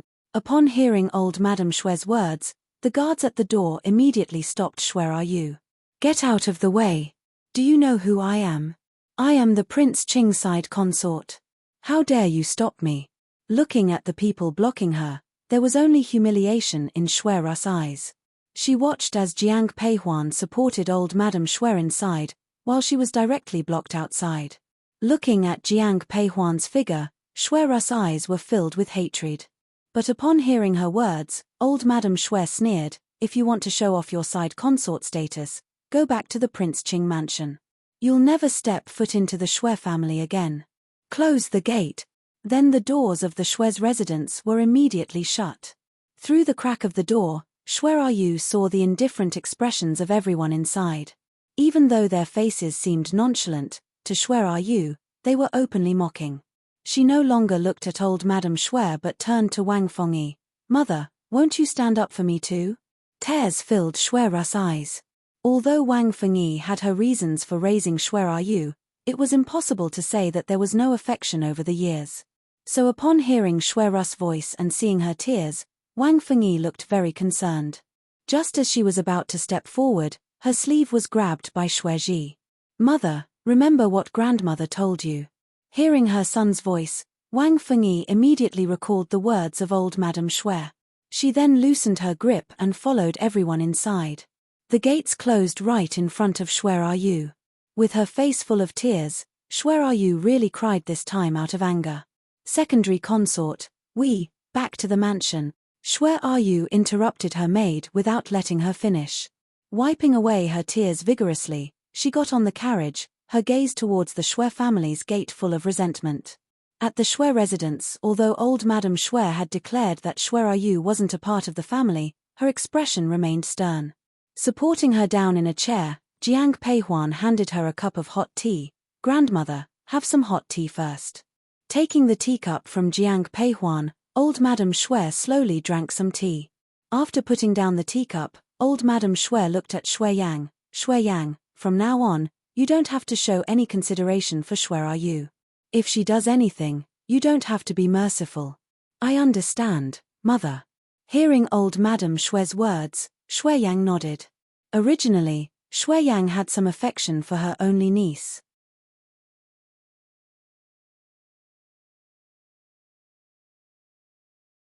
However, after the incident with the letter, she had no more feelings for Shui Yu.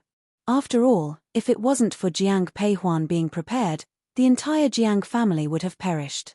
Just thinking of this, Shui Yang couldn't forgive Shui Yu. When the Shui family came, they didn't bring much. But when it was time to return, Shui Yang prepared many things. Nonetheless, packing went quickly. After lunch, the Shui family prepared to leave. Jiang Peihuan and Xiao Nanye escorted the Shui family to the city gate. Sitting on their horses, Shui Qi and Shui Ji looked at Xiao Nanye and Jiang Peihuan, softly laughing. "King Cheng, please take good care of Huan. Rest assured, one will. When you have time, you might consider taking Huan to Qingju for a visit." "Of course, I will take her there when the time is right."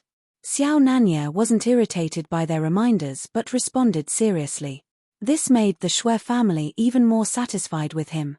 Standing beside Xiao Nanye, Jiang Peihuan watched the scene with a slight smile. She knew he wasn't a gentle man, but he showed a softer side towards her family. "Mother, please take care." Seeing old Madame Shui boarding the carriage, Shui Yang's eyes reddened.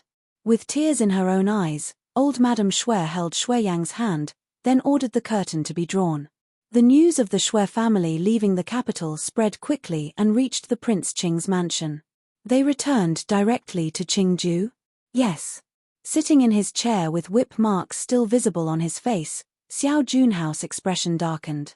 Seeing Pei Wu nod, Xiao Junhao's eyes darkened. "And Shui Yu?" "She left the mansion today, but the Shui family didn't let her in." Hearing this, Xiao Junhao chuckled coldly, a chilling edge in his smile.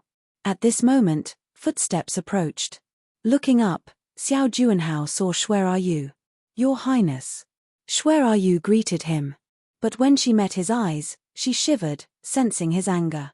But when she looked up, Shui Yu couldn't help but shiver. Xiao Junhao was looking at her with a terrifying expression. That expression didn't seem like he was looking at a person, but something disgusting.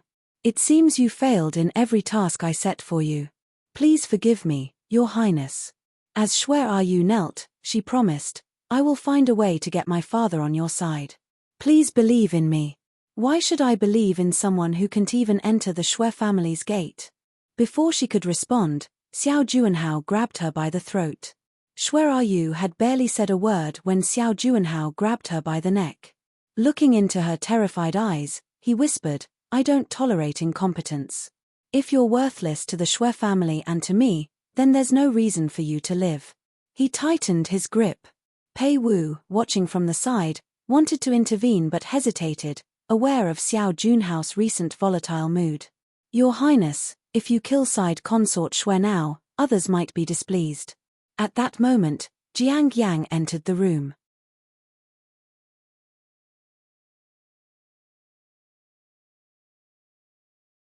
Seeing Shuai Yu, now turning purple, she quietly spoke to Xiao Juanhao.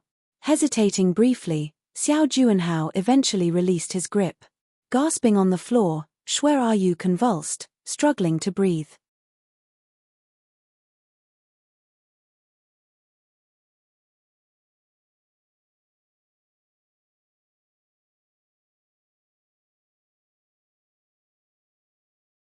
Chapter 295, Jiang Yang's ambition, but no one gave her another glance, as if she didn't even exist on the ground.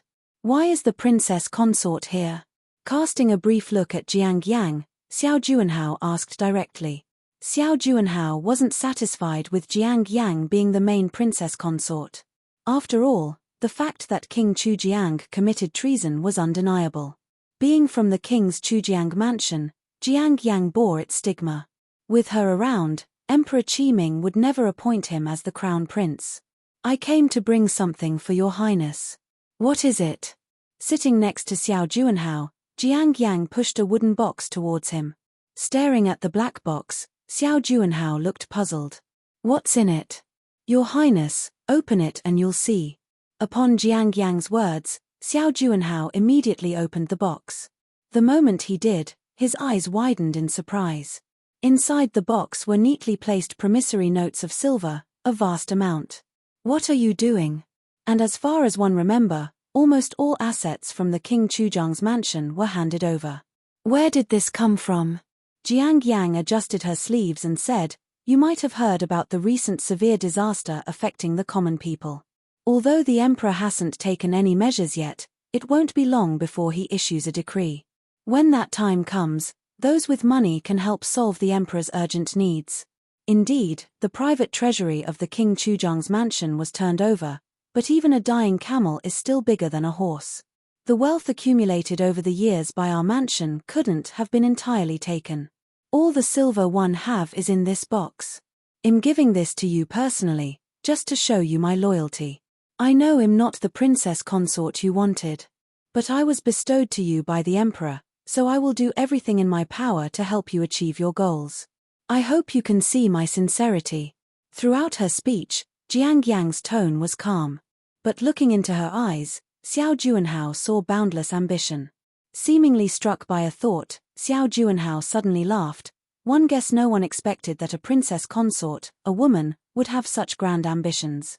Hearing Xiao Junhao's words, Jiang Yang simply smiled faintly. After a while, Xiao Juanhao put away the silver notes given by Jiang Yang, then whispered, "Now that the princess consort is married into my mansion, you will always be my people." "Thank you, your highness." Inside, Xiao Juanhao and Jiang Yang chatted amicably. But no one noticed Lin Mengyaro, who stood stiffly outside the door. Clutching her palms tightly, the laughter from the room seemed piercingly loud to her ears. Did she really make the right choice? In the end, Lin Mengyaro didn't enter. She turned and walked towards her courtyard.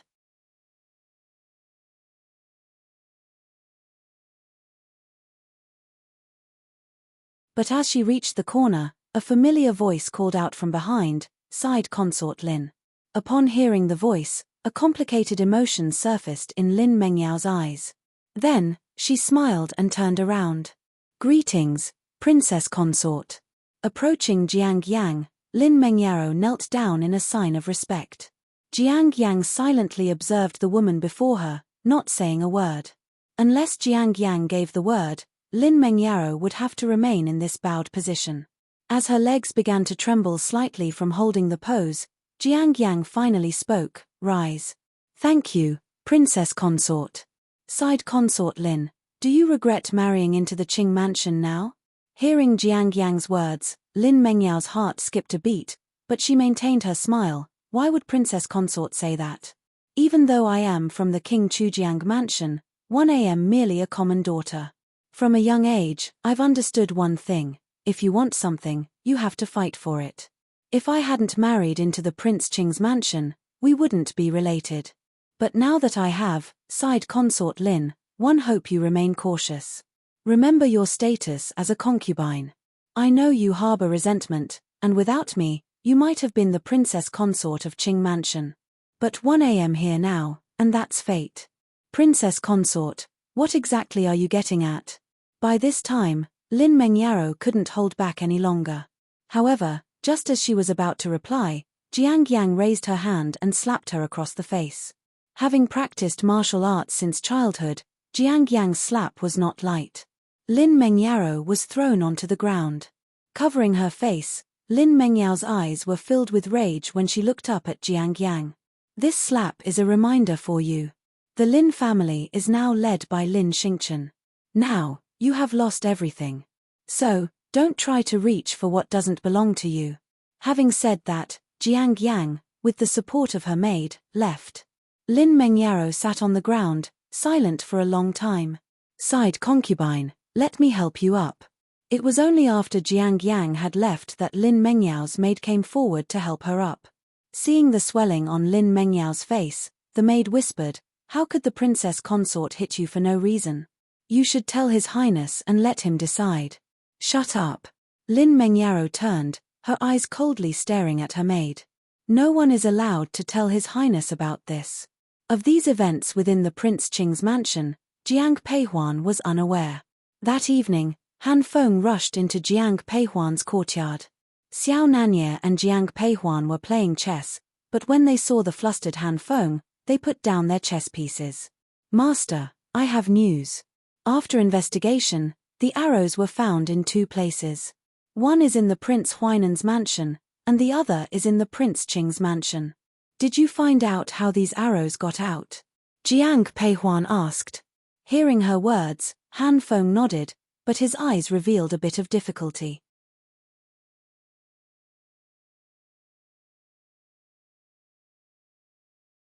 These arrows came from the great general. You mean from my father? Han Feng didn't respond but simply nodded. Seeing his affirmation, Jiang Peihuan's face turned sour. It was unfathomable to Jiang Peihuan that these arrows had been distributed from Jiang Hong. Standing up, Jiang Peihuan said to the man opposite her, Xiao Nanye, I need to discuss this with my father. Will you come with me? Yes, 111 go with you. Xiao Nanye nodded and left with Jiang Peihuan. Jiang Hong happened to be at home that day. Seeing Jiang Peihuan and Xiao Nanye entering the courtyard, he smiled gently. Huan why have you and King Cheng come here? Father, I have something important to discuss with you.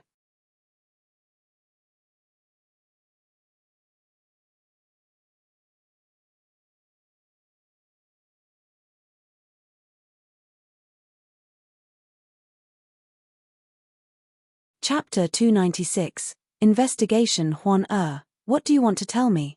Seeing the seriousness in Jiang Peihuan's eyes, Jiang Hong whispered. After sitting down in the chair opposite Jiang Hong, Jiang Peihuan talked about the investigation of Xiao Nanye, and then continued, Father, these bows and arrows came from you.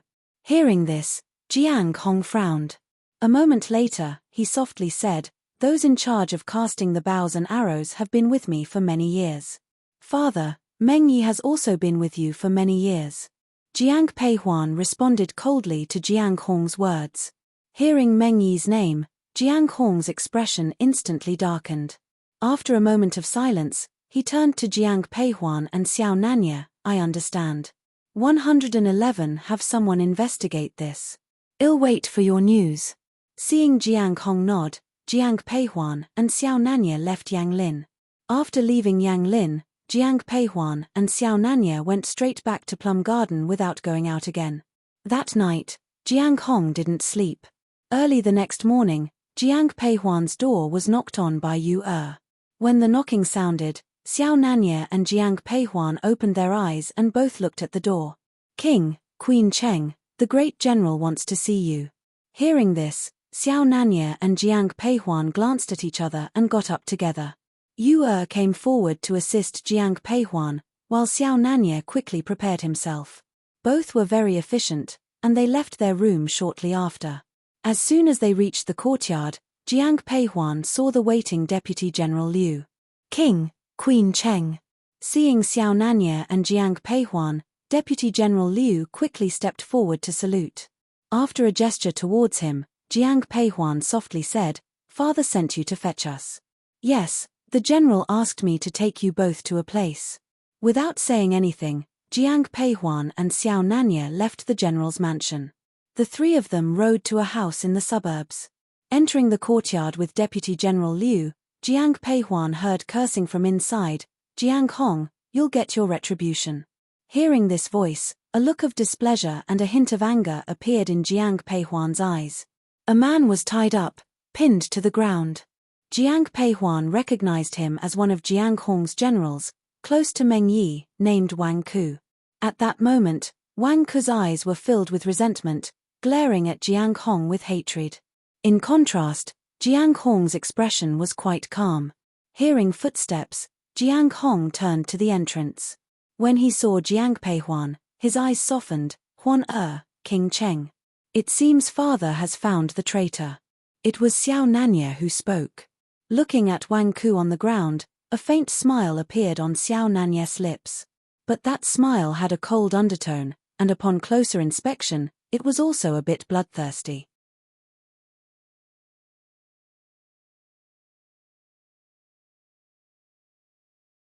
Upon hearing Xiao Nanya's words, Jiang Hong nodded and then said softly, "It has been confirmed that he is the one who sent out those bows and arrows. So what if one sent them out? This is all your retribution, Jiang Hong. Wang Ku, I always treated you fairly. Why did you do this?" Jiang Hong had been silent, but at this point, he couldn't help but address Wang Ku directly. Hearing this, Wang Ku let out a burst of laughter, as if he had heard a joke. Looking at Jiang Hong, he said mockingly, "You actually ask me why? Have you forgotten how Brother Meng died? So, all of this was in revenge for Meng Yi? You make it sound so noble. You just wanted wealth and glory." As soon as Jiang Hong finished speaking, Xiao Nanya, standing next to Jiang Peihuan, let out a derisive laugh. Hearing this, Wang Ku looked at Xiao Nanya with a gloomy expression. Meeting his gaze, Xiao Nanya continued, "Did one get it wrong? All you did was because Prince Qing promised you wealth. Why use a dead man as an excuse?" As he spoke the last sentence, Xiao Nanya's eyes were filled with contempt. Wang Ku, whose eyes were already filled with anger, hissed, "You're talking nonsense." Facing Wang Ku's ferocity, Xiao Nanya chuckled. Xiao Nanya looked at Jiang Hong and asked, "Father, are you aware of Wang Ku's financial situation? He has been impoverished since childhood. Most soldiers come from poor families. Those from slightly better backgrounds usually choose the path of academia. Studying requires money, but being a soldier does not. Not only is there no tuition, but there's also a monthly salary. If one remember correctly, a captain like you would earn only 100 or so taels a year without indulging in any luxuries. Yet, you have tens of thousands of silver notes at home. You better not tell me that's your family's private property." On the way here, Jiang Peihuan learned from General Deputy Liu that Wang Ku was the traitor. Immediately, she and Xiao Nanya went to Wang Ku's house to look for evidence. Hearing Xiao Nanya's words, Wang Ku's already dark expression darkened even further. He wanted to refute, but he couldn't find the words. Upon hearing this, Jiang Hong was stunned. After a long pause, he looked at Wang Ku and said, "I never dreamed that one day you would betray your original intentions for such external possessions. You nobles wouldn't understand our suffering." Upon hearing this, Jiang Hong frowned. Before he could say more, Jiang Peihuan stepped forward and held Jiang Hong's hand. "Father, from the moment he chose to betray you, he wasn't worth your attention. Today is the last day the Emperor granted me and King Cheng. Leave him to us." Looking at Wang Ku on the ground, Jiang Hong wanted to say something, but in the end, he simply looked at Jiang Peihuan and said, "All right, I'll leave him to you." After saying that, Jiang Hong left with Deputy General Liu. Wang Ku watched Jiang Hong's retreating figure with a complicated expression.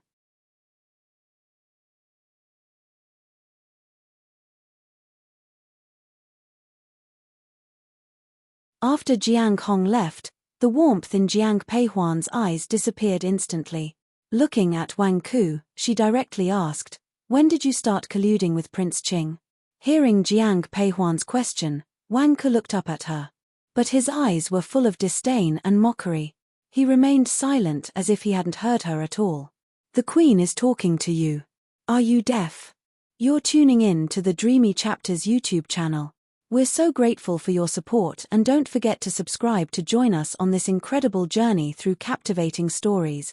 Your generosity through donations truly makes a world of difference, as it's the primary source of revenue that allows me to expand and enhance this channel for you. Thank you from the bottom of my heart for being a part of this adventure.